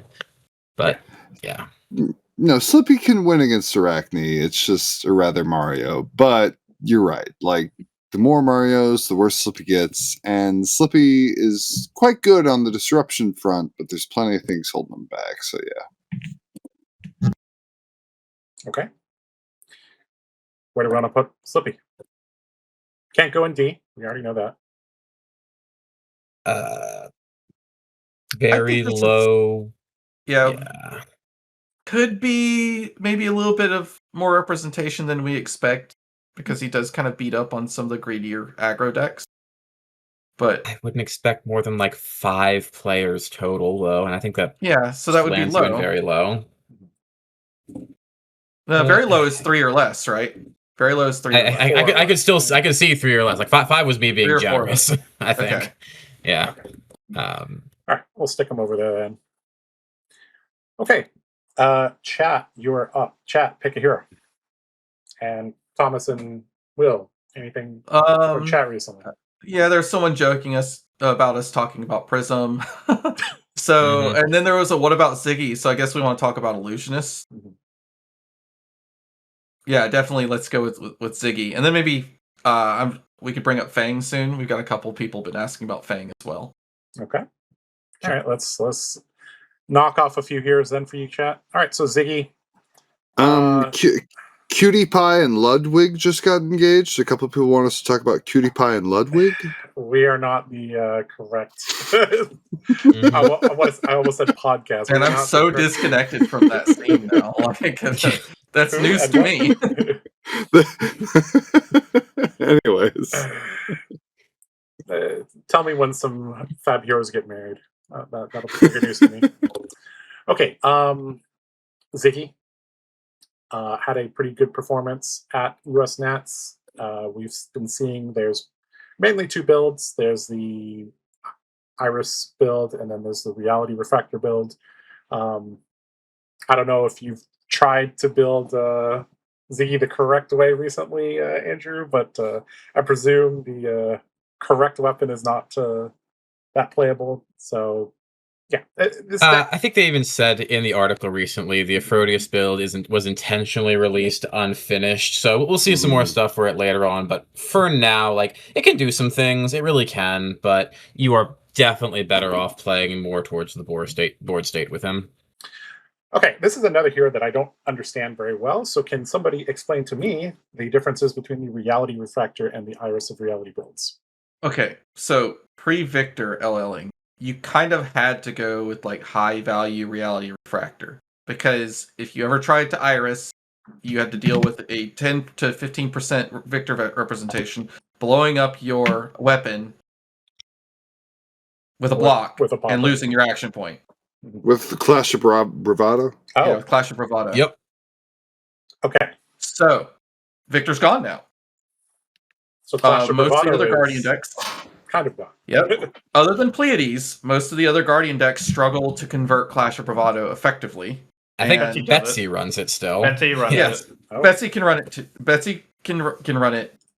Okay. Probably she has better no than way the to others, fix. yeah. She has no way to fix. So she's got the best win opportunity, probably. Yes, she does. I think her deck is sitting somewhere around like 70-ish% to win a Clash. Okay. It's pretty good. Pretty good. Okay, so now we're seeing more Iris of Reality builds. So these are builds that kind of play Protect the Queen, try to keep the thing alive and swing it for value. No, this is like exactly like Iris Prism now. This is to go wide, I assume. They try to swing several things. 4, 4, 4. Oh, you ignored Shimmers? 8, 4, 4, 8, 9, 4, 4, 10, 4, 4. You're not even doing like the Lightning Greaves combo where they got in the Flash. Like they're an aggro deck. No, they all do. All the good ones do. They play like, Lightning Greaves and Gone in a Flash, like the one from Nats, and they just like punch you in the face. Okay. Yeah, what? So this deck is very similar to Iris of Reality Prism. You run some defensive cards, you swing your auras, and aside from the Gone combo, yeah.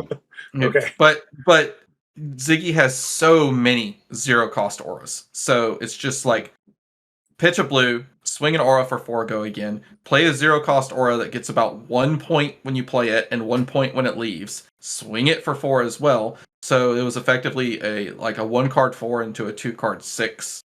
And you're building up board state. The deck is crazy. Okay, so where does this deck currently sit in terms of position? I have no clue. A. High A. It has to be, but people dog on it. But everything I see, the deck is incredibly strong. It has its holes that cannot be fixed. Okay.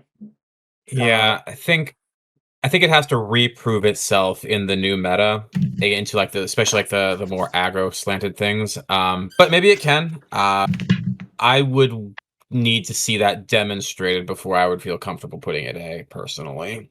Okay, you can put a high B then. I think that's reasonable. What about the meta share? No, It's quite low. Quite low, yeah. Really? No. I think in the United States we're going to see some players, but maybe but it won't be 3 to 8. It'll definitely just be low. Okay. Yeah, I would say it's more towards low. Okay. All right, that sounds good. I believe chat wanted us to talk about Fang, so let's talk about Fang. Sounds good. So this is a hero that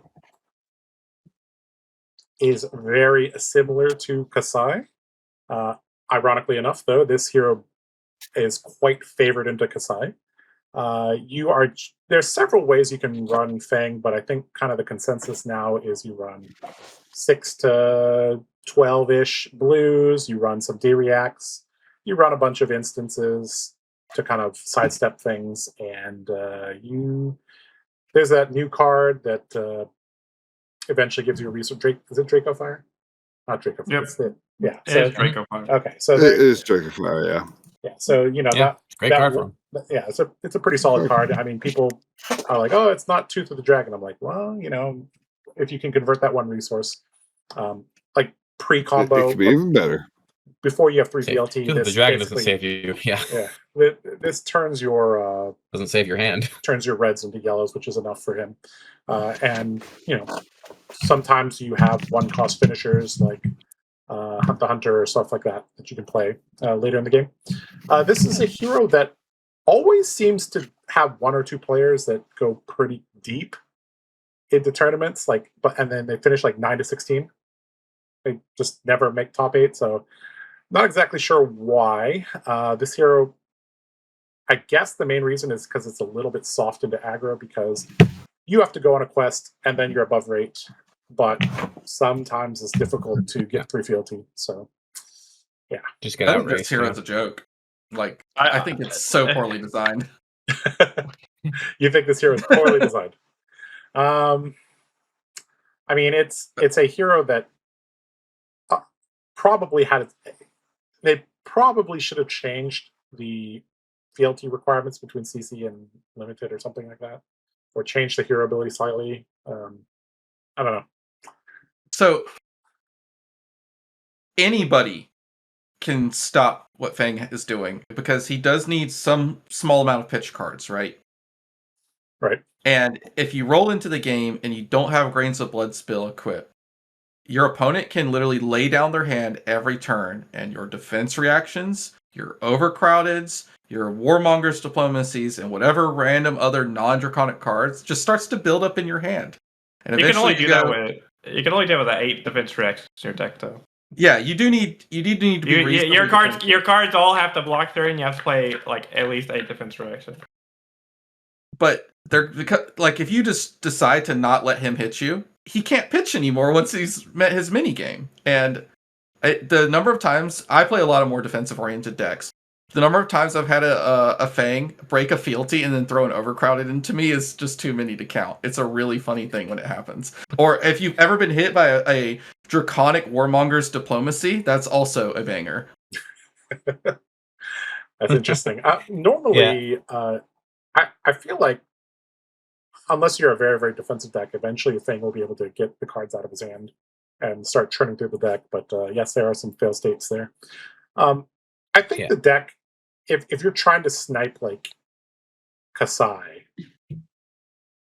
this might be the deck for you. But a lot of the top tier decks just seem like a nightmare. I think your need to beat a mini game to be online at all means that every once in a while your aggro decks that you should feel like you're fairly favored into because your value is way better than them, you don't draw any of your fealty gen and you just kind of get ran down before you have a time to do it. Speaking of fealty gen, I think a lot of people nowadays are not on pledge fealty anymore. That creates extra oomph in the deck because instead of pledge fealty, you have cards that actually deal damage.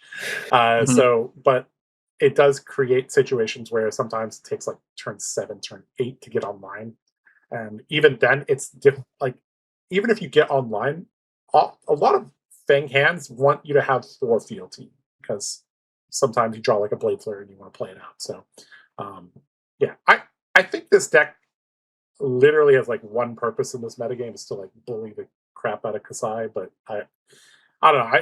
As Fang, I never wanted to see Cindra. I never wanted to see Phi. I never wanted to see Dio. Like these are, Oh, Dio rolls up and Pulse Wave harpoons your one draconic card. Well, I guess she can't do attack reactions, so she no. can't. What are you talking about? Dio just rolls up and said, you can't disrupt me. I'm going to kill you. That's fair too. What are you talking about? No. Yeah, this is a very, very, very poor matchup for Fang. But we have consistently seen Fang, 1 or 2 Fangs get quite deep into tournaments. So, all right, I think this feels like a B low or B low. Yeah. He does have like very low, quite a few like players who got some who are good stands on him. Okay, we'll put him Fang right there. Fang is like a thinker too. You got to think when you fight a Fang, unless he goes like, "I found a way to make 3 of these fealties already." As long as he has to earn his fealties, it's a thinker's match. Sure. All right. Was there another hero that chat wanted us to talk about? If not, we can go back to our. I see several people talking about like they want to know what's up with Hala, but you mentioned what's going on with that earlier. I saw some people talk about Huntsman as well. Huntsman. They want to know specifically your feedback on Huntsman, Damien.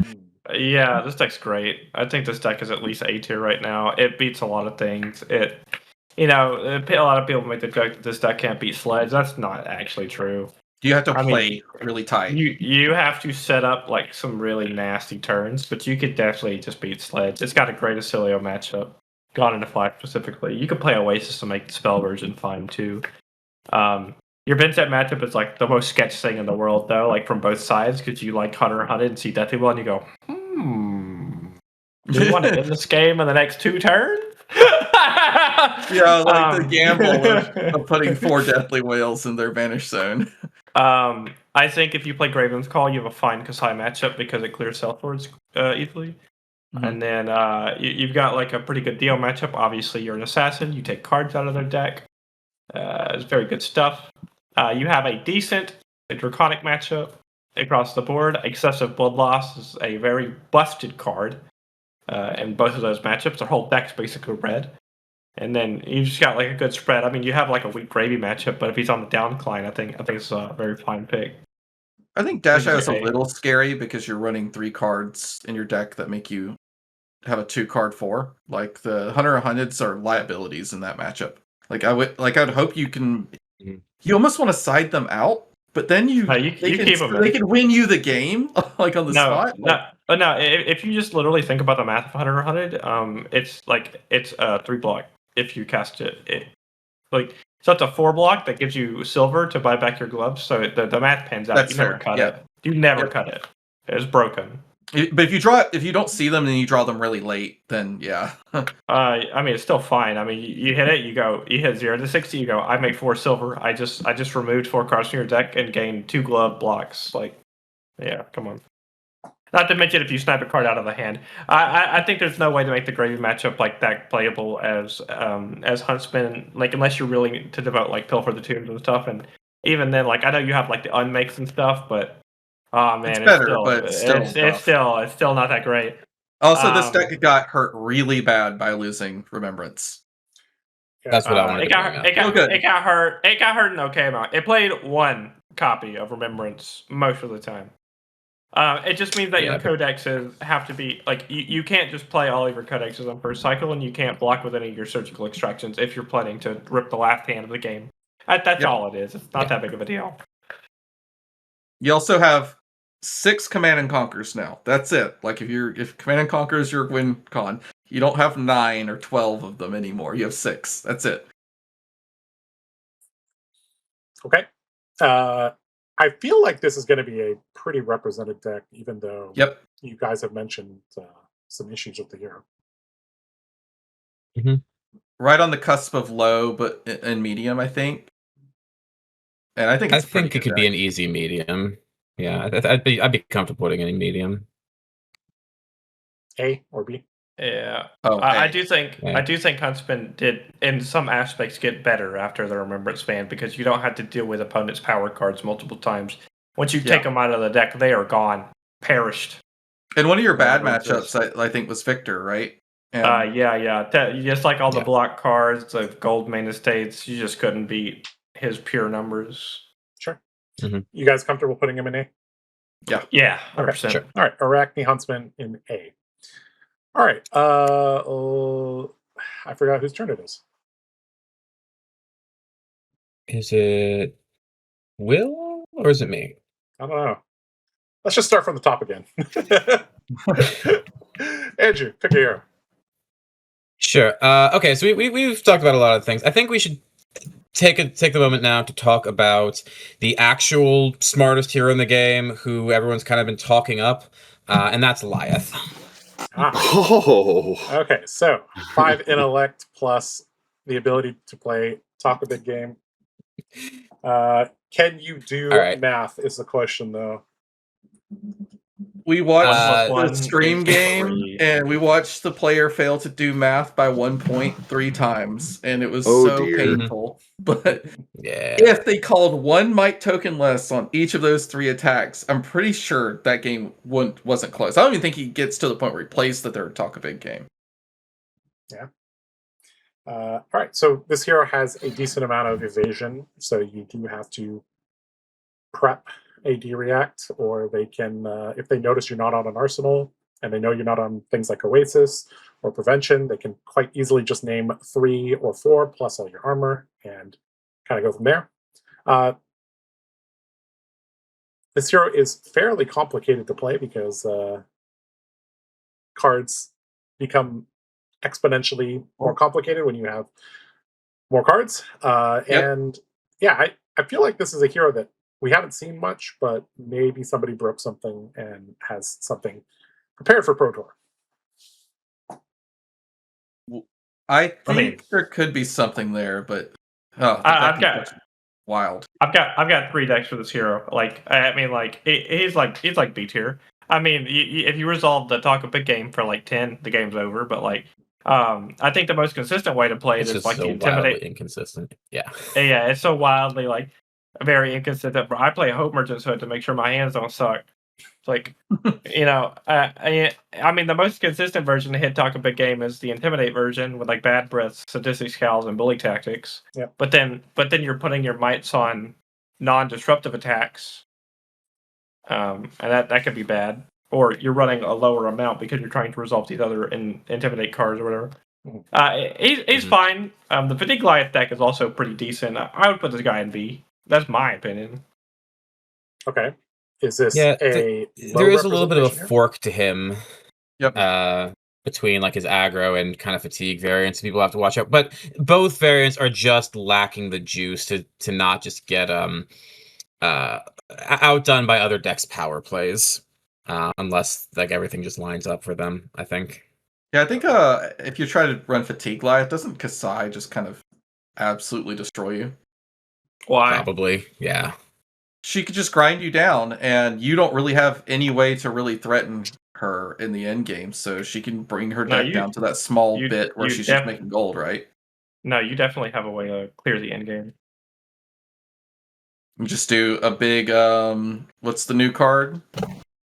No, in my last fatigue deck, I played Leave Them Hangings, and you can pitch them down with Rampart and have a Sense Weakness in your deck.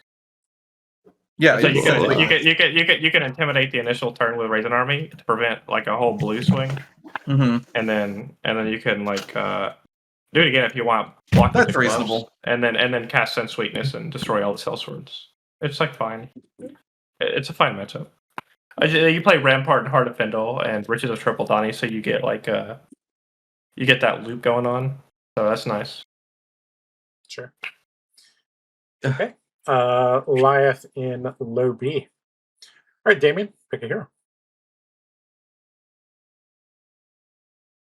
Let's pick Teklovossen. Your My favorite. arch nemesis. This is something Damien and I don't agree on a lot of things, but this is something we both agree on. We both hate Teklovossen. All right, so 2 builds of Teklovossen. We have the Teklovossen, so this is the one running Legendary Reacts. And then we have Boost Teklovossen trying to get Evos into the Banish Zone and play them out for value. Have you guys, which version have you guys seen more these days? It's Boost. Boost is the most prevalent version. Okay. Yeah, I think the deck is very good. I think it's got a good matchup. A lot of you would think that it has a bad 5 matchup, but I watch them win it sometimes, and you're like, wow, that's pretty neat. It's got a decent Vynnset matchup. It's got a horrendous Oscilio matchup on both axes. I don't think it beats either of them. If the Oscilio was like quite good. Yep. And assassins have always given this hero trouble because of T-Tox and Shred. Mm-hmm. Dash IO has a really bad matchup in Teklo. It's a very defensive deck. You have basically an auto win into Kassai, I think. I think Kassai is a very easy, like warriors in general, like suffer into this guy. Yeah. Tell me about it. I'm well aware. Yeah. Overpower is not a suggestion in this with this hero though. I think heroes that use a lot of overpower. I think you have a bad Marlynn matchup, right? Yeah, you have a bad Marlynn matchup, but you don't have a. Yeah, Marlynn's the only one that you sit across from, and you go, this is gonna suck. This deck was built to counter me. Okay. This hero performed pretty well at Yokohama and recently as well. Did the banning on bannings plus hero LLing change anything for this hero? So you lost a good matchup in Victor, and then you lost a bad matchup in Prism. Okay. So that evened out, but one was more prevalent than the other, you would think. I think he like downshifted a little bit. Maybe he's like the top of B, bottom of A, somewhere around there. He's still a really good deck. Like when you have a bad Teklo matchup, you have a bad Teklo matchup. You don't win it. Okay. Thing is, I hesitate to put him in A. So we talked earlier about how Kassai was like Mario and Oscilio are bad, not unwinnably bad, but like not great, but you're beating everything else. Teklo has bad Oscilio and Mario's, again, not necessarily unwinnably bad, but very bad, but you're not beating literally everything else. So like I would not put him in the same power tier as Kassai. None of Teklo's ninja matchups are particularly great, except maybe Katsu. Exactly. You just sometimes lose the game because you never get to develop any of your armor pieces. Like they just put too much pressure that you just never even have the pitch for it. Okay. He's got a lot of fans, so I don't think he gets to very low, but like it's the bottom end of low representation, I think. Okay. Low I think B. should be anyway. All right. Sure. More low Bs. A lot of low Bs we've got. All right, it's my turn, and I only see one warrior here, so we're going to talk about Dorinthea. So, my cat has decreed that I don't play Dorinthea at Pro Tour. So, wow. We will probably not be playing Dorinthea unless we want to disobey our cat for the second time. So, I do think this hero and its position is quite decent. You have enough speed to race all of the aggro decks. You are a little bit soft to decks like Oscilio that kind of just blow you up. You don't have enough sideboard slots to dedicate AB3 to them. Kassai is a deck that traditionally you are probably 40-60 against. I also think you struggle a little bit into certain builds of the Guardians. Valda particularly has proven quite difficult from my experience. Obviously, you're bad against Teklovossen, but you have some, home run matchups like against Gravy Bones. You're also pretty good against Phi because you just can race them. They generally don't run D-reacts. The hero's pretty good, I think. If you are a Dory main, I would feel quite comfortable taking this to the PT. What do you guys think? I think she's pretty good. I think there are a lot of like aggro decks that you can race down. Like Listening is a crazy card if your opponent doesn't want to block. Hmm. She's got a good fridge. Yep. Yeah, you can build her either with Courage of Bladehold or Grains of Bloodspill or both. I wouldn't recommend you try a DGA or Hatchet build at the moment, but whether you want to play very aggressively or more mid-rangey as Dory, I think it's fine. The only two heroes I wouldn't want to play against are Kassai and Mario, and those will be pretty prevalent, but all the other decks I feel quite comfortable into. If you get matched into a Gravy, you're going to be thanking your lucky stars. So, yeah. I kind of want to put Dory in A, honestly. I was thinking low A for her, honestly. Yeah. I think she's an A tier hero. Yeah.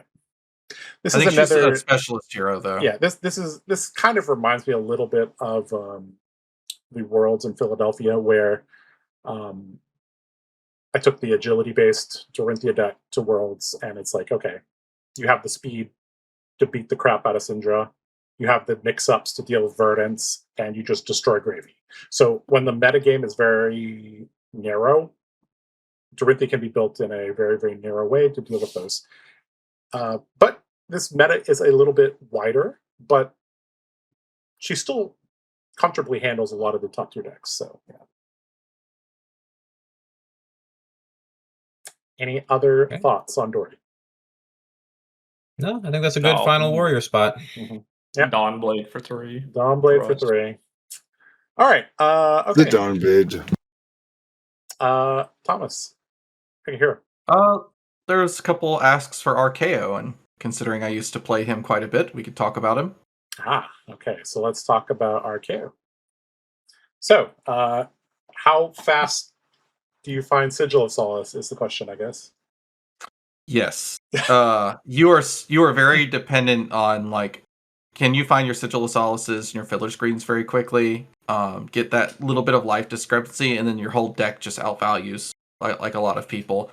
He has more go again now than before, so losing Mandible Claw doesn't hurt quite as bad.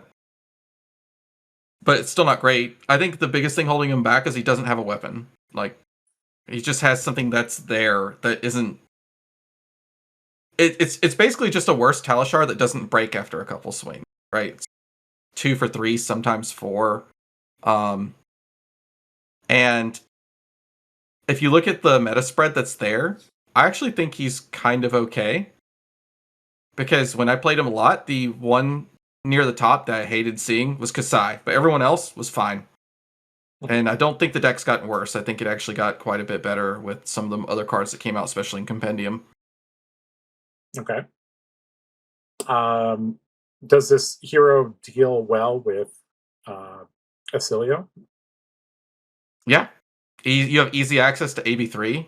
If you want to hedge, you could just run like... I think you could run AB1 Spell Void 2 and just still run Scowling Fleshbag and try to race if it's Arcane. Okay, sure. So, did this hero get anything recently from the last couple sets? Because it's been a little bit of time since I've played against this hero. Yeah, he got Reckless Arithmetic, which I dogged on a little bit at first, but every time that card's been played against me, I'm just like, holy crap. That's the one where you roll a die. I say we're worried about that one guy having a loaded die, given what we saw in one sometimes, dude, if they ever throw Reckless Arithmetic at you and they roll a 5 or a 6, you're just like, what is about to happen to me? Like, It's Don't just actually another think it's loaded. copy. It's an unconditional copy of Reckless Arithmetic. Yeah. They also got the card that has Go Again if you have higher life. I don't think you play it in any color but blue, but that's because you could make it 6 out of nowhere. I forget what it's called, but it's quite good as well. Okay, sure. And then like Chains of Violence. That's a card that you That is not what that card is called. Was it Chains of Brutality? I think close. Against aggro, if you ever play that card and they don't block it for 6, like you just go, okay, well, I'm the aggro deck now. Chain of Brutality. I don't think I've ever seen this card. What is this? Oh, you have to block this card for 6. Like, God forbid you got a little +1 for it. Don't let that hit. Yeah, that seems pretty strong. Okay, Thomas, you're the expert. Where do you want to put this here? I think he's probably B. I think he's very much a specialist hero, so it's going to be low. Okay. You think B very on the low? edge of A. He's playing some busted cards, and he's a pummel deck, and pummel decks are good right now. I think. I'd see him in very low. I don't predict Yeah. his numbers going higher than they have been lately. Yeah. Yeah. A or B, Thomas? B. Okay. Yeah. Not having a weapon is a bad problem. We can fix that with scab skins and skull crushers, to be honest. But yeah, Yeah. I mean, Yep. I could see Eugene eventually playing this hero. Sure, I could see it. All right. Chat. There's one person in chat who's so upset with us right now. Oh, really? Why are they so upset? Where's the Hala at? Where's Hala? Oh, Is that why they're upset? This one person's been asking for a while now. Like they don't know what's going on. We might talk about it. We'll see. Don't you worry about it. Yeah, don't worry about it. Okay. I think it was Will's turn to pick a hero. Sure. I'm on board with that. Let's pick, Ira. I like her. You like her. Let's talk about her. Finish out the ninjas. All right. Yeah. Ira. Kadachi, something. Or Kadachi something. Pretty good. There was a little bit of resurgence in Shinjuku. There was a lot of Ira players in Japan. I guess I shouldn't be shocked, but I felt like a few of them were flirting with the top 8. They didn't convert, but they were flirting. They got to day 2 quite well. And then the Kadachi didn't hold up. Yeah. That's another hero who you need to be able to target the meta a little bit with what specific disruption pieces. And I think that was easier before Omens came out. I think it's a little trickier now. Yeah, just look at that big conglomeration there. Like, how do you plan for all of that? You can't. And it is very reasonable for your rounds 1, 2, 3, and 4 to all be in that group of B tier low, very low meta when there's just that many that are you can run into an S, now. you can run into an A, you can run into a B. Yeah, you're right. I mean, Command and Conquer hits almost everything, right? But you only have 3 copies of it, so yeah. I think right now in the meta, I think you're maybe targeting Dio. Because you've got some great disruptive pieces, and you can pivot to fatigue pretty quickly as Ira a lot of times. But are you running a race faced in the list? Oh yeah. Yeah. You're running it for her. It hits the Draconic Ninjas. It can sometimes hurt Vynnset, funnily enough, and Jarl. But harder to get the hit on Jarl. So yeah, it does good, but it's also a 2-block, and sometimes she needs to block. Yeah, I can see it. Have you guys seen Edge Bottom builds recently? No. Yes and no. Really. I saw one, but they look playable nowadays.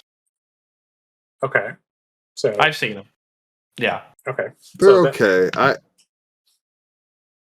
They're fine. They're playable. I don't think they're broken, but they're fine. Sure. I mean, when she loses Kadachi's, oh gosh. Yeah, I mean, she's still an okay deck to put into a tournament, maybe. That's actually interesting. Katsu leaving could like really impact Yes. Ira. Yeah. That's an understatement. Yeah, that is an understatement. Okay, so you kill an entire deck. Yeah. a whole archetype of a deck. All right, where do we want to put Ira? She is like the most mid. Like, I do the same thing every turn hero. Yep. She's like B tier. It's like popular enough to be medium though. Like she there will be numbers for her. Yeah, I think she might skate into the medium. Yeah. I think all the ninjas, other than maybe Katsu, is probably sitting around medium or better representation. Yeah. Okay. So the main reason we're putting Ira in B tier is that the metagame is just too wide, and it's difficult to build a deck that can handle everything. And The Toyota Corolla Fab. Yeah. the Toyota Corolla Fab. Yeah. Consistent, reliable. Yeah. You could still do better. Yeah. Okay. Let's let chat pick the next hero. In the meantime, I saw some requests for Puffin. Yeah, I've seen a lot of Puffin requests. Yeah, I also want to get a hero to place next to Dory. She's feeling kind of lonely. So if you could pick something that'll go next to Dory, that would be. I mean, I'd put Puffin there. Yeah. All right, let's talk about Puffin then. All right, so Puffin That's a good pick. has won some nationals and gotten on people's radar. There's. I want to say that most of them are kind of like the mid-range Puffin version, where you just end up behind in life and you're like, what's going on? That's the only good Puffin version. Yeah. Mm-hmm. What are some important cards for this deck that I can pull up? You could pull up Cog in the Machine, Backspin Thrust, Palantir. Dovetail or Palantir, I would Dovetail. say, are like the big ones. And then even in her like medium cards, like Cogwork Zeppelin and Gear Turner are both like super high value cards. Mhm. A lot of her cards are very overrate if you have one or two cogs out. Yeah. Or they hit. When I play against Puffin, they're like consistently drawing a card on their turn, and they kind of feel like a mini Lyath. Like they're almost always running 5 cards, but having to pitch for that. How does this match up into the metagame? That is, I guess, the most important thing, because slowly they've given enough cards to Puffin that Puffin's card pool is pretty decent now. How do we put the Puffin doesn't like struggle or do good into any of the heroes? I say it's always just like it's just like, did I get my card generation online? Because if I did, my deck is like insane. But if I have to struggle to get these, it's like, did I block with Skywarden? Like, you know. Yeah, did I draw a Skywarden when I had a handful of cogs on 0 counters? Yeah, it's just like, if Puffin starts rolling, very few decks can keep up with like the amount of like damage you do, because your opponent like drops 3 cogs on the board and they go Dovetail into Palantir and you go, oh wow, and you're like, that's a lot, and then they like drop a Protocol red and they play a Dovetail again. You're like, this is crazy. And if you ever like Gear Turner hit, that's like value. If they haven't drawn their card yet for the turn and they throw a Gear Turner at you, if you think about what it will do to you, it's an existential crisis. Like it says on hit, they thin their deck out of cogs, they draw a card, and they could be following up with like a Zeppelin or something because of this. Like that's also the Zeppelin issue, by the way. If they haven't cranked yet and they throw a Zeppelin at you, it's also terrifying. Because they'll Zeppelin and then Poly, and you'll eat like 10 more damage. The deck's good, but the deck's not great. The deck's not particularly good in anything, but it's not particularly bad in anything.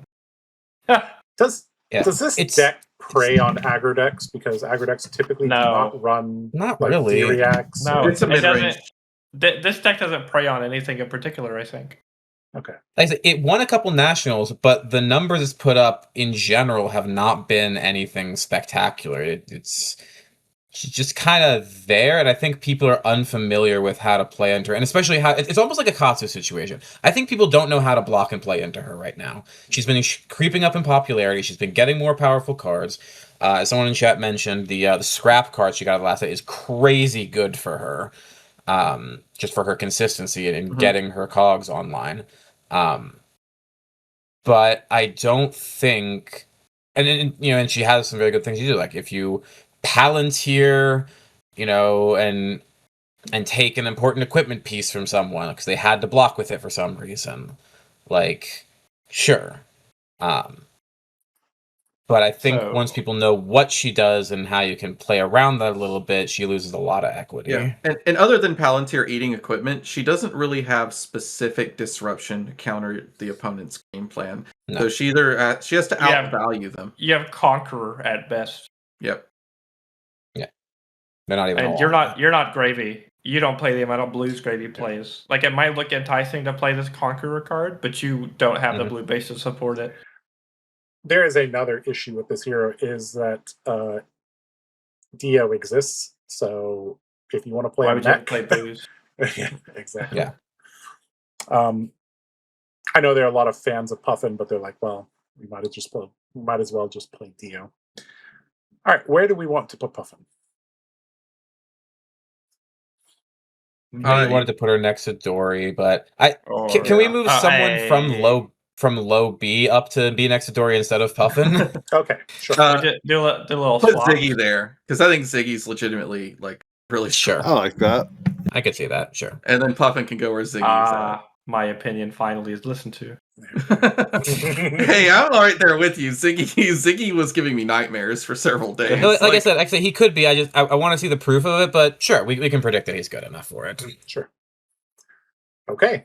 I don't know whose turn it was. I'm starting to, forget things.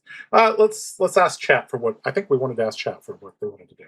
I feel like we've skipped Will like twice. Have we? Now. Okay. Well, Will. Will just did Ira. Will just did Ira. I We just asked chat for Puffin. Oh, my bad. Okay. I felt like I did one All right, recently. all right. I could be wrong, but I felt like. All right. We need to talk about Mario. Mario. I'm EP. I don't know. That was going to be my pick. Let's just get Mario. I just thought it was funny to keep leaving Mario there. Yeah. I mean, this is going to be one of the powerhouses. All right, There's a lot. D0. Move on. All right.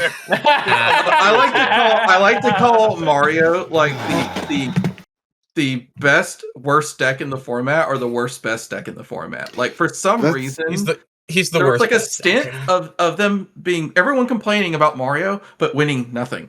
Not even getting top 8 for like a long period of time. That's so funny because I was literally complaining about Mario today at Armory, and Angela Lorenz was like, "Well, why are you complaining at Mario? What has he won?" It's like, yeah, that's a good point. Calling Shinjuku. but aside from that, yeah, it's like not a spectacular national season, but he is always there. He is always highly represented. He will murk you if he draws right, and you can't stop the flick. Which that's the important thing. That was the big change for Mario. Honestly, yes, he got his new card into Grave, which people are like running 1 to 3 copies of, and it helps the matchup. I still don't think it's favored for Mario, but it does help. But now a bunch of people are on either Boots of Omnisword or Gloves of Astral Sanctuary, depending on which slot they have more open. And those can be game changers into Mario, genuinely. Yeah, they're very good. I think Mario is going to be a large meta representation. Yeah. And he's still a good deck. Like So, you can't tell me he's not a good deck. Yeah, and this isn't to put him down. He's still going to go in large S, right? That's still going to happen. It's an adjustment that the Marios have to make, right? It is a tool that everyone has access to now if they want to try and respect Mario, and that the Marios have to be prepared for into how to adjust their play lines to not rely on that flick. Find the ways to play around that getting prevented. We've already seen them sort of adapt to this, right, Andrew? Like we've seen Relentless Pursuit, we've seen Reaper's Call. Yes, no, they've started doing it. If you look at Jacob Clements' list, and I think he talks about this in an interview, some of the adjustments they had to it. They are making the adjustments, but it does come at a cost, right? Yes. So it's something they have to do, and in if you don't draw it at the right time, then it hurts. Your equipment starts in play, they have to draw the card. Yeah, in his post-win interview, he was talking about how the anti-flick stuff was a setback, but they've all kind of moved on now to play around it, and it still works, like you said, but they have tools, so it's very interesting. Okay. All right, that seems legitimate to me. All right, let's go find a buddy for Olympia. Who gets to join Olympia in the corner? Bravo. Levia. Bravo, Actually, Levia. no. Like honestly, there's not a lot to talk left with. Like there's a couple of heroes that we can talk about. But most Bravo of the rest of is this- playable, Bravo is actually playable. You can put him in C tier. but no. He doesn't Why have would you comics. ever play Bravo over any of the other Guardians? His specializations Yeah. don't set him enough apart to make him worth playing. And he doesn't have Nobody's so Codex and he doesn't cool. have Grieve, so he doesn't get the bump out of D tier into C tier. No, nobody's so cool. He's like the Guardian. You know what's what's actually kind of interesting? Bravo has not been meta relevant for so long that I think anybody that started playing the game recently does not know what Crippling Crush does.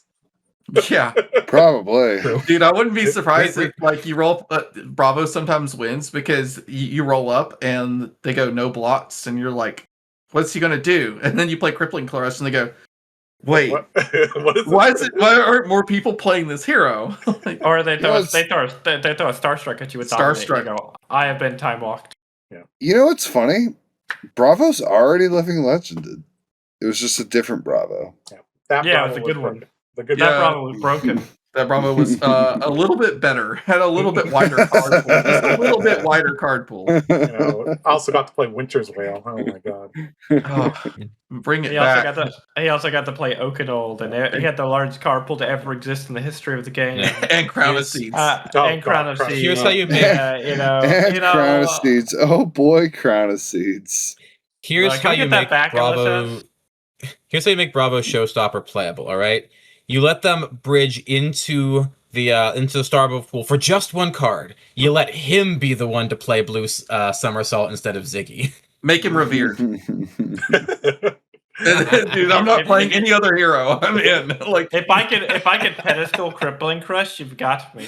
yeah, I'm in. That's what I'm saying. Just Oh. give him something to keep recycling those crippling crushes Dude, and can you imagine playing Starstruck Starstruck like 8 times in a row? Oh. All right, so is he going in C or D? Oh, D. He's playable. There's no reason to play him right now. Okay, he's going to join us. Sure, Yeah. because Brocilio. Yeah, these two have Okay, a lot fine. of things similar.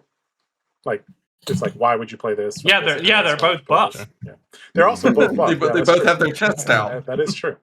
All right, okay, I mean, this guy has his chest out. Let's talk about Tuffnut. Oh, Does Nathan's not here. We can't talk about this. Does I- Tuffnut I- need to join Olympia? Now I heard No. some conversation that No. this hero wasn't that bad.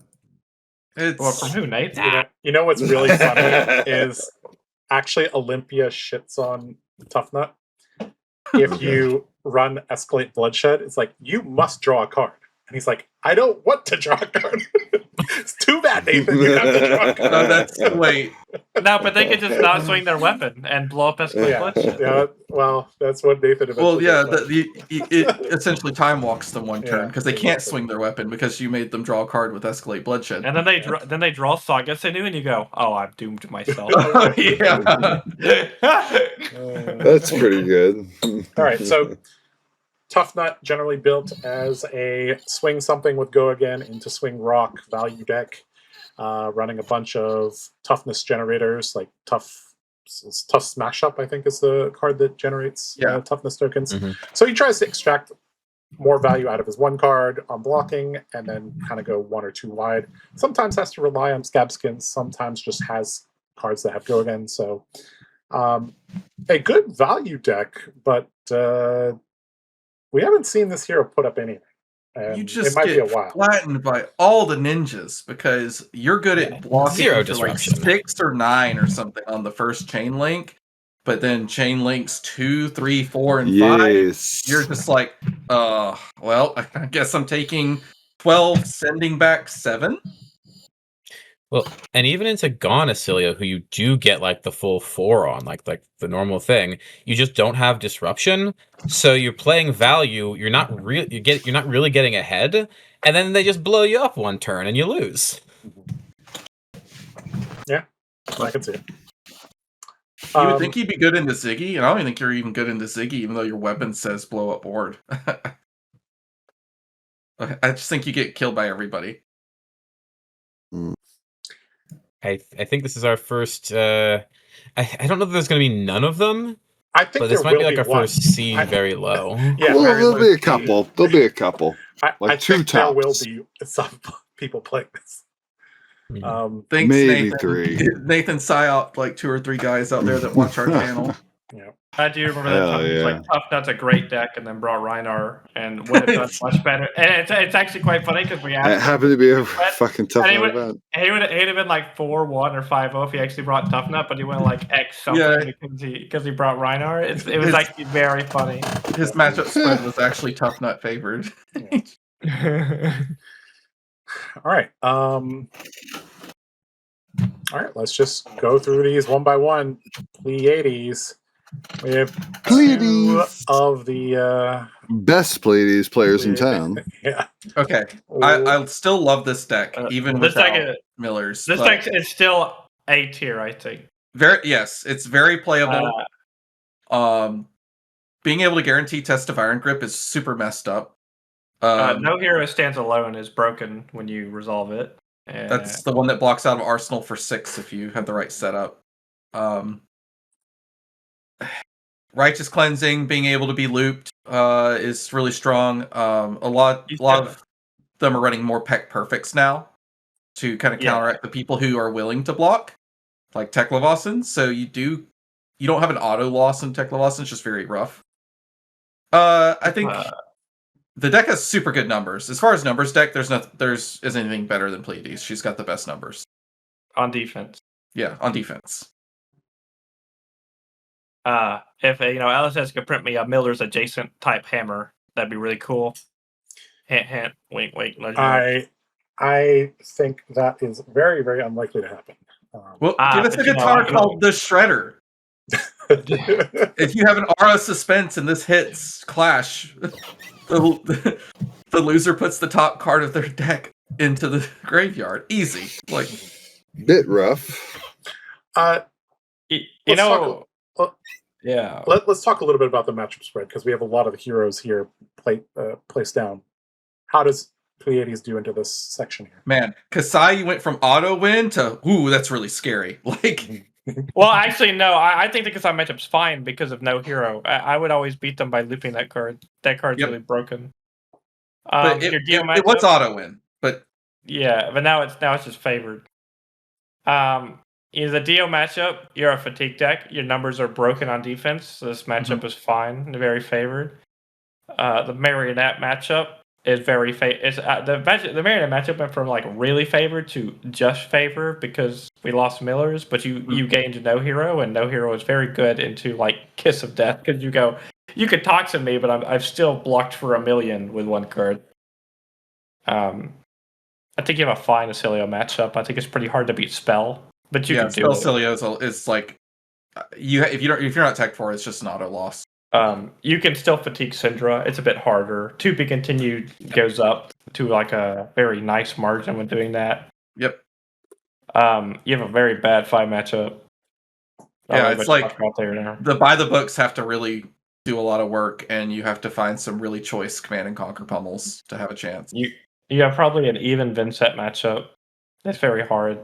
Like you don't, unless you draw like Righteous Cleansing early and start just like casting it with pedestals, it gets very, very hard because you give them like a lot of time. Jarl, you're favored into Jarl. It's really hard. It's slightly favored in Jarl. They don't have a lot of Oakenolds anymore. Your Huntsman matchup is like any other Guardian with Sledge, Smile.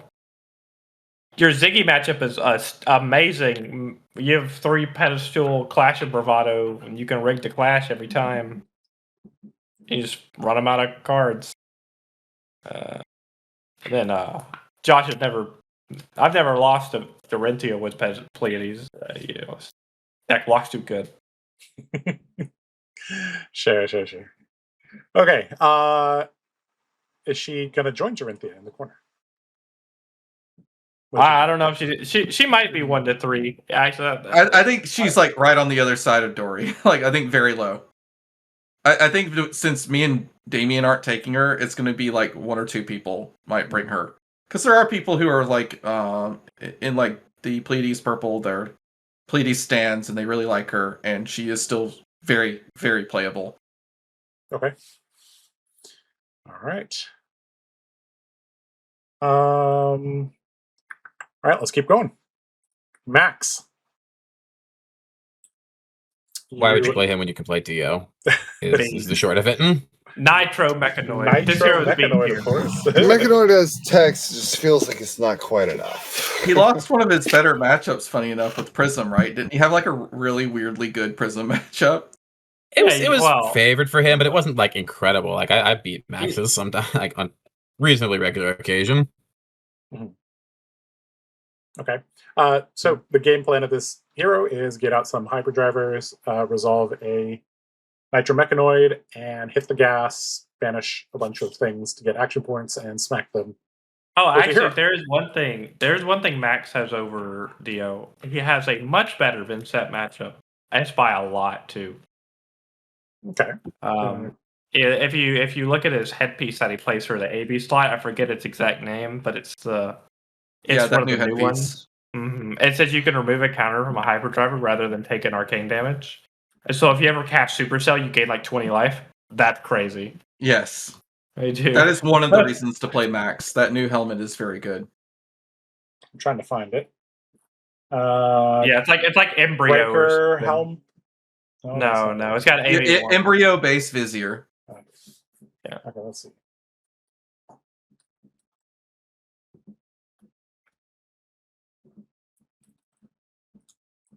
Card is very like that. That headpiece is Oh. very strong. Like when you see it doing its thing, it's like wild because they'll have like 5 counters on 4 hyperdrivers, and all the rune chants just do nothing.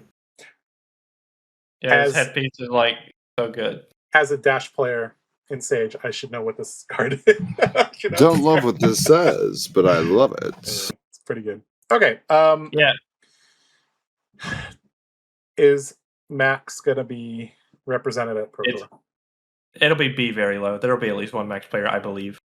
The Maxx conglomerate will not have 0. Okay. Sure. It is not in Tuffnut tier? No, Maxx is very playable. Yeah, Maxx is playable. Okay. Riptide. Our favorite pet deck. I mean, I love this deck still so much. I played it in Armory last week. This deck is still so fun. This deck, I mean, you've got a good Mario matchup. You've got traps galore and your numbers and the frailties. Like, you've got a great Marionette matchup. You've got a great Kassai matchup. You got a good Cindra matchup. You got a good Cindra matchup. You got a decent Fang matchup. It's too bad because she's got great traps. You got like a weird Huntsman matchup depending on how Dreadbore lines up. You have a unfavored Vynnset matchup. You have a unfavored Dio matchup. If you're playing Redline, you are a dog into Jarl. Yeah. If this Jarl guy gives you a frostbite, you keel over and die.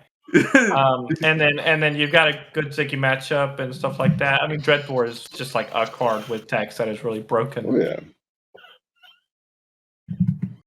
Okay. So I mean, it's not good enough to put him in A. He's a very fun deck. If you take him, that's still a respectable choice. You're good into like half of the decks on this in the A tier, and good into half of the decks in the S tier. So, yeah, you just right next to Maxx. Oh God, some of his hands are just so bad though. You're just like, I win if I just draw any arrow, and you're like 2 pumps, 2 traps, and your opponent passes, and you're like, oh. But then you block with return fire and banish swift shot, and then you do some like crazy like 5 cards like 25, and you're like, oh, yeah. Or you block with any of your legendary traps that turns off your opponent's turn, and then you just do pump arrow for 10. Your opponent's like, I will take 15 and take a blood rot, and you're like, they're like 3 going, and you're like collapsing trap, and they go, I've lost the game. And you gotta think there's some Marios you're gonna get to abuse if you bring Riptide. Like if I'm bringing Riptide, it's because I want to abuse some Marios. Scorched Rose mentioned Riptide is a dog in a gravy. That matchup is super miserable. You like better you now? like, But put the endless arrow in your arsenal, and you go, please don't hurt me. Yeah, you just play endless arrow over and over. It actually becomes this like really weird mini game where sometimes you won't put the endless arrow into your arsenal because you think it's conk. It's very funny.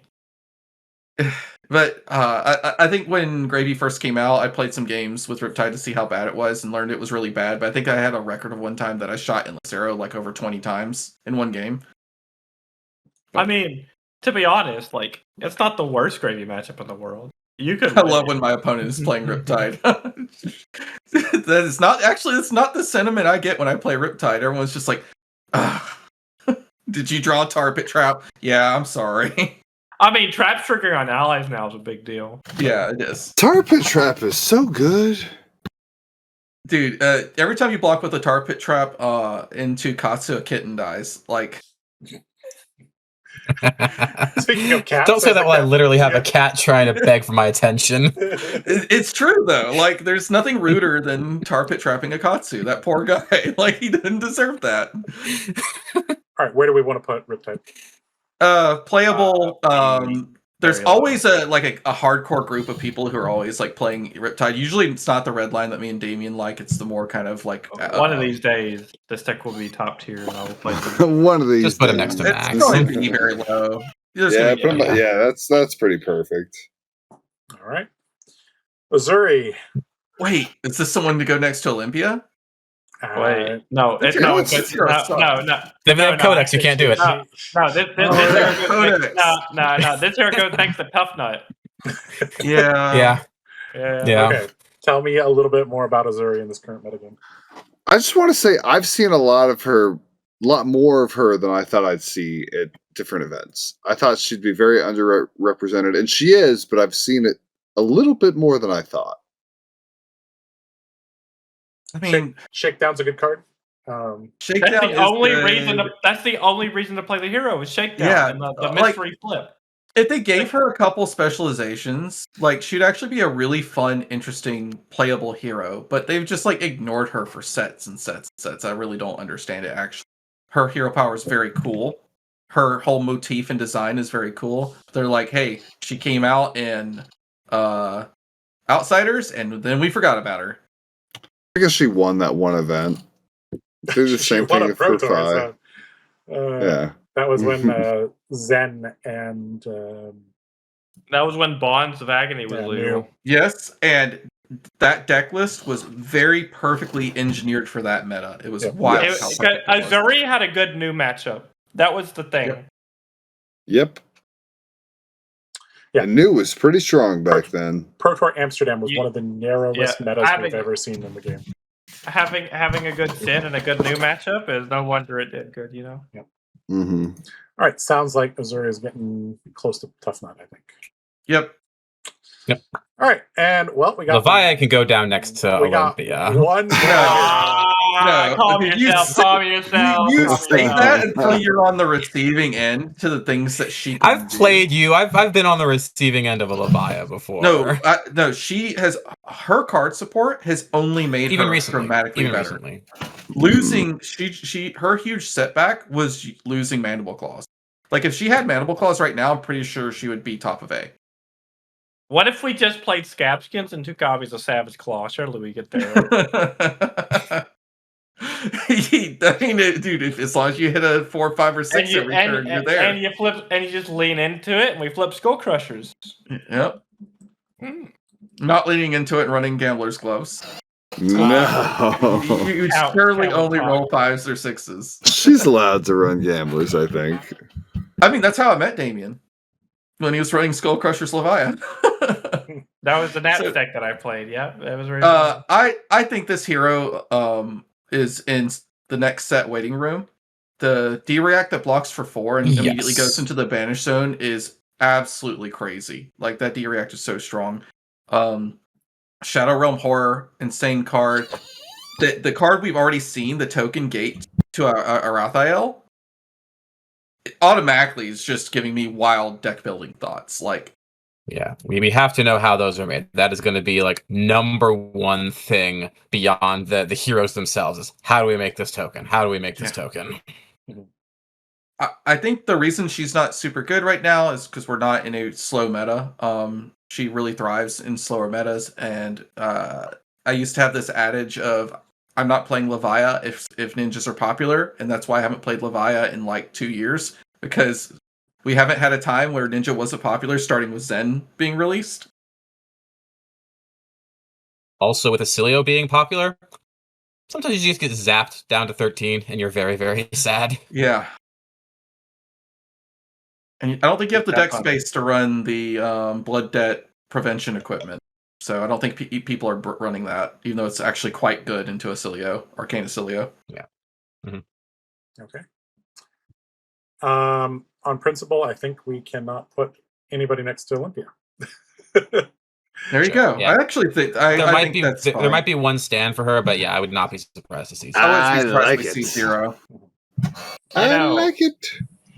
You know, Josh, after doing the math, I feel like we're missing somebody. You know, let's take a poll in chat. All right. Is there anybody missing, chat? Nah, we're gonna let them decide their own fate. All right. While chat is looking at that poll, do we want to move around anything? So now that Not we've gotten really. this more spaced out, I think this was a little contentious earlier about like the gravy placement. Should we move that now that we've talked more about everything else? Damien insists A. I think he's probably still A. He does really strong Definitely stuff. A. Chat said A when you asked them earlier. Almost everyone. Some of them said B. Some of them said B. I was Yeah, keeping most of them track, said A. Yeah. There's an argument that if Ziggy's A, that Gravy has to be A too. They actually play in very similar ways. So Gravy has to be A tier in my opinion, and he's definitely good. I reckon be on a run in the medium. You know, I know a lot of people that cope on this deck about a week before the event. I do think it is nice sometimes to have spots on the tier list that are more representative about like the changes heroes have undergone. So it's not just this is just the thing everyone was expecting, right? There's a little bit more more flavor to it than that, but fine. it also creates a nicer looking arc. So because statistically we should have like a little nice arc with only a couple anomalies pushing out, right? Sure. Pleiades should be B tier. I don't think any Guardian is really under B. Sorry, as the resident Pleiades expert, I'm going to say my testing, this deck, it's just people don't want to learn it. It's a very difficult deck to play because you have to play everyone else's deck, and there's a lot of heroes in Flesh and Blood right now. I see. All right, we'll leave this poll up for another minute or so. Oh, they're arguing no Guardians under B. No, Bravo's definitely a C tier hero. No, Bravo definitely sucks. I was going to say Tuffnut's not a Guardian, but it kind of looks like one. So Bravo doesn't suck. He just like isn't good enough. If nobody had armor, he'd be great. I see. Okay, well, looks like chat does want us to talk about Hala, guys. So, guys, actually, Hala has been with us the whole time. She has just been hiding under the Protar Las Vegas banner. Got him. Got him. All right. Okay. This is the hero that I'm going to play at Pro Tour. The list has changed quite a bit since we've streamed. Things have been learned. This hero can now handle most situations in the game. There's still some situations that are not great for this hero, but overall, you have the ability to handle almost everything in the game. Obviously going to be built as a Zenith Blade deck. I'm not going to troll and present DGA. So, but yeah, she just Jubil CYB in my dreams. All right, so let's go over some of the matchups here because there's not a lot of information on this hero, and this hero actually has a very, very low win rate on Talishar because I think a lot of people have not been building this deck correctly. This deck has performed very, very well in testing. I know. I have more games on Hala than Josh does. So. He does. By a lot. Why don't you tell the people about this? I think this is the best warrior in the game right now. Yeah, sorry, players. I think this deck is better than Kassai. This deck's crazy. I also think this deck is better than Kassai. In testing, this deck has just overperformed into like everything. I have not lost to Mario yet. I haven't lost to Dio. You can fatigue Kassai very consistently if you know what you're doing. The Cindra matchup is raceable. Yeah. The Oscilio matchup is fatigable. You do this Is that thing. is that both sides of Oscilio? I assume No, that's you- the magic. No, No, Arcane no, Oscilio no. is a lunch It's- matchup. You literally they flip striders, you go get lunch. Yeah. But 'cause you Okay. And the reason is because if you don't kill them by turn 2, you're dead. Like Yeah, it's not exactly. that you concede. It's just Dude, I don't know, dude. I just bring in all my 4 blocks and my fillers green. I just assume they're gone in a flash, and I'll just fatigue them. But if they're Spellcilio, you just lose the game instantly. you just hope all those are on the bottom of their deck if they're Spellcilio. Like Okay. You have a good Vynnset matchup, I think. Yeah. I've played it. You just play like this very It plays switch. very similarly to Dory. Like you Play like Okay. pivot fatigue. yeah, you pivot fatigue against Vynnset. Grains of Bloodspill makes the gradient matchup very nice. Yeah. You fatigue most Jarls based on just Zenith Blade deck damage. Yeah. Fi is definitely raceable. You can even watch the AGE stream where the Fi got raced down by Hala.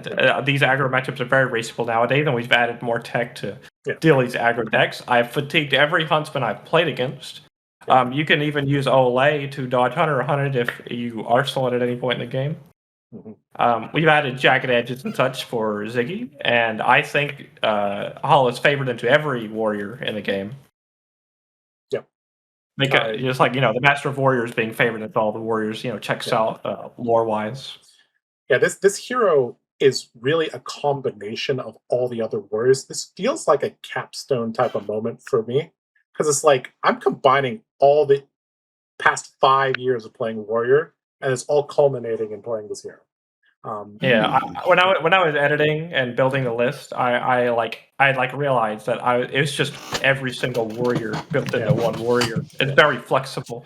That's pretty neat. I like that. This hero does all the small things that Dory does into a lot of different decks, and I can really see why. It makes me think of Pleiades too, because of Boltyn being similar to like Test of Iron Grip, and you do have unwinnable matchups. Yes, though. Teklovossen, very Teklovossen, Arcane Oscilio, unwinnable. Arcane Oscilio, that's correct. And then I think what else? How's Zyggy? Is that bad? It's fine. It's okay if you have damage. Okay. You have to use your Jagged Edges wisely. Yeah. Rhinar, I imagine, can just do the thing and outrun you. Yeah, I've played against Eugene's Rhinar can do that to everybody. He played like 10 games against Eugene, and it was like 50-50. Yeah. It's like that's funny, but that's also Eugene. But not as bad as I feared. Funny. Not as bad as I feared. It's just like when you resolve Beckensteel, man, does your opponent just start losing their life total. I should bring up some cards. Beckensteel is like if I was joking that if your opponent cannot recite the text on this card, your win rate probably goes up 20%. If they don't know that this is a card, it's definitely going to be difficult. This card is it's probably one of the most overrated blues. Brimming Blade is like the go-to combo with a lot of different things. Edict of Steel is obviously very good. The math on Edict of Steel is like ridiculous. Like the deck damage density of this deck is off the charts. Like to block an Edict of Steel turn, you have to use 2 to 4 cards, and Hala is using 1, and she plays 9 Edicts of Steels. And the blues are not that hard to turn on because you pitch stacking in this deck is actually super duper important, and if you do that correctly, you line up with some beautiful second and third cycle hands, and having 12 to 15 damage at turn 27 is just unheard of. I think it's like actually like hysterical that your second cycle hands look better than your first cycle hand. I have never had a deck other than Giga Combo Boltyn where I'm like, oh yeah, my second cycle is actually nicer than my first cycle because I get to put all these reds next to what I want. I get to put these blues next to what I want. I get to sync certain things, fate for seeing it. It's crazy. Is this an S tier deck? No. But I think when Mastery Pack Warrior comes out, maybe. Unless they do the same thing they did with Mastery Pack Guardian and print Warrior Hate. I think she's the top of A for sure. If I could play Sharpening Sparks or whatever it's called, or Sharpening Sparks or And Again. If I could play And Again. Oh, Yeah, And Again. Oh my If you god. could play And Again in this deck, I would. If And Again was available right now, I think I would put her close to S. Yeah. I don't think the gravy matchup is tough. Some people in the chat are talking about gravy. I don't think the gravy matchup's that tough. I added graves to the deck and it felt very, very You just easy. like very easily clear ally threaten 6, right? Just over and over again. That's like really good. Some of the allies are kind of annoying to clear, but obviously it's not as easy as Dorinthea, but it still feels fairly okay. Also, Paragon plating slowly has become like the chess piece. I go, wow, this card is broken, dude. I'm just like, this chess piece was so well designed. Yeah, Paragon plate is a very, very well designed card. The arm piece, the Reverent card is also very, very nice. I've quite liked being able to suddenly jump from 0 or 1 counters up to 3, and it's like, oh, surprise, Beckett Steal.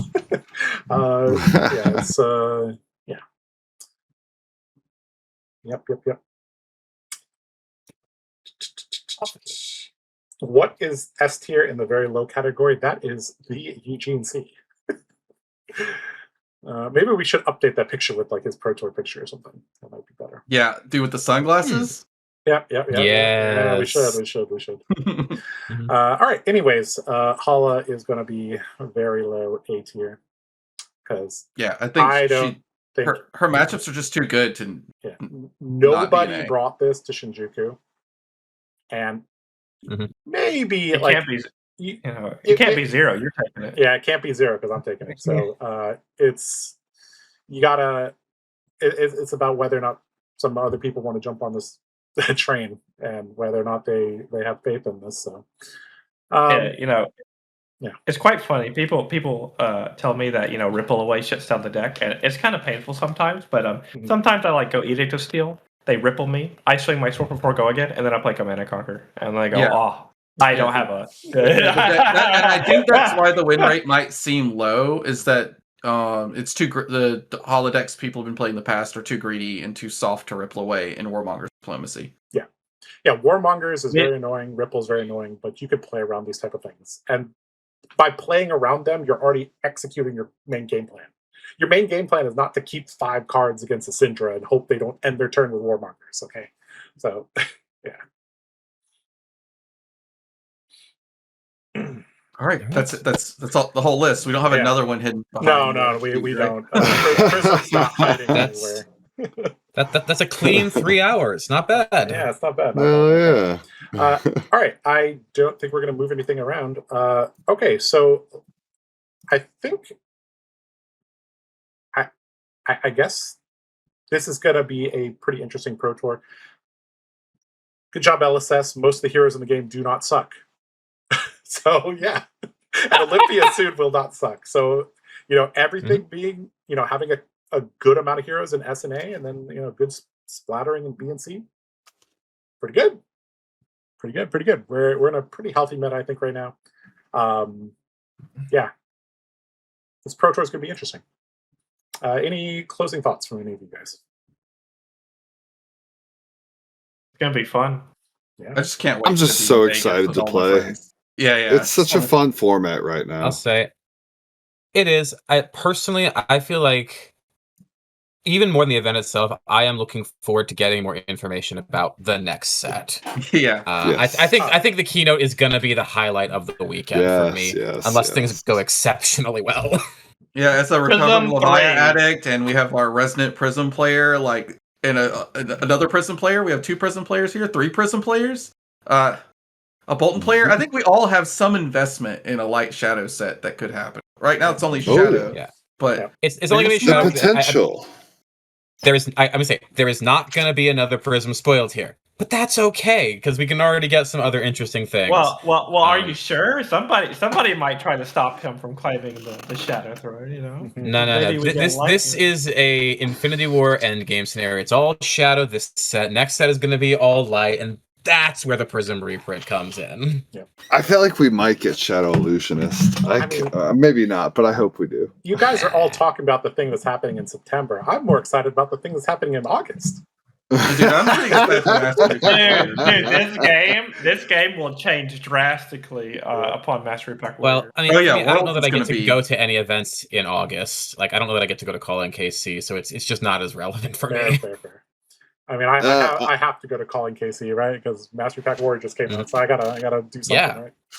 Yeah. All right. And most of all, Nuka. I'm excited about Vegas because we're going to get to see so many friends. We're going to have delicious dinners. We're going to play a really good format in Flesh and Blood. And don't forget, this is the weekend where you get to cash in your TheCardGuyz poker chips. If you have a TheCardGuyz poker chip, you are entitled to one free bet against a card guy this weekend in Vegas. So please, cash in your chips now. What bet are we talking about? but not in a casino, so they don't. So they don't strong arm you We- out of the Not venue. legal tender. Yeah, We not will legal be to- performing street dice games against anyone who has a legit TheCardGuyz poker chip. Please come challenge us God. outside All the right, venue. We're starting to go off the rails here. Okay, all right. We're gonna wrap things up. Okay. All right. Thank you guys so much for watching. It's been good fun. I'm sure we're gonna have a good time in Vegas. Most of the team gets in Tuesday, Wednesday, so we'll be there the whole weekend. Come up and say hi to us. We're very friendly people. I also recently printed some black border Dorinthea sleeves. So if you come up to me and say hi, I will give you a black border Dory sleeve. These look quite nice. So. All right, this has been the Card Guys. Sorry, no, this has been the Chart Guys. We'll see you guys later. Take care. Bye-bye. See you around. Hey man, did you get the KO deck for Worlds? No one's doing that, okay? Like, Turn to play whole horse now. Don't kill him. Get greedy. Put him in the middle for now. That's perfect. All right, next year. RTN champion. Robert. And we're going to order a couple more. Thanks for watching the video. Here's some more Card Guys videos you might enjoy.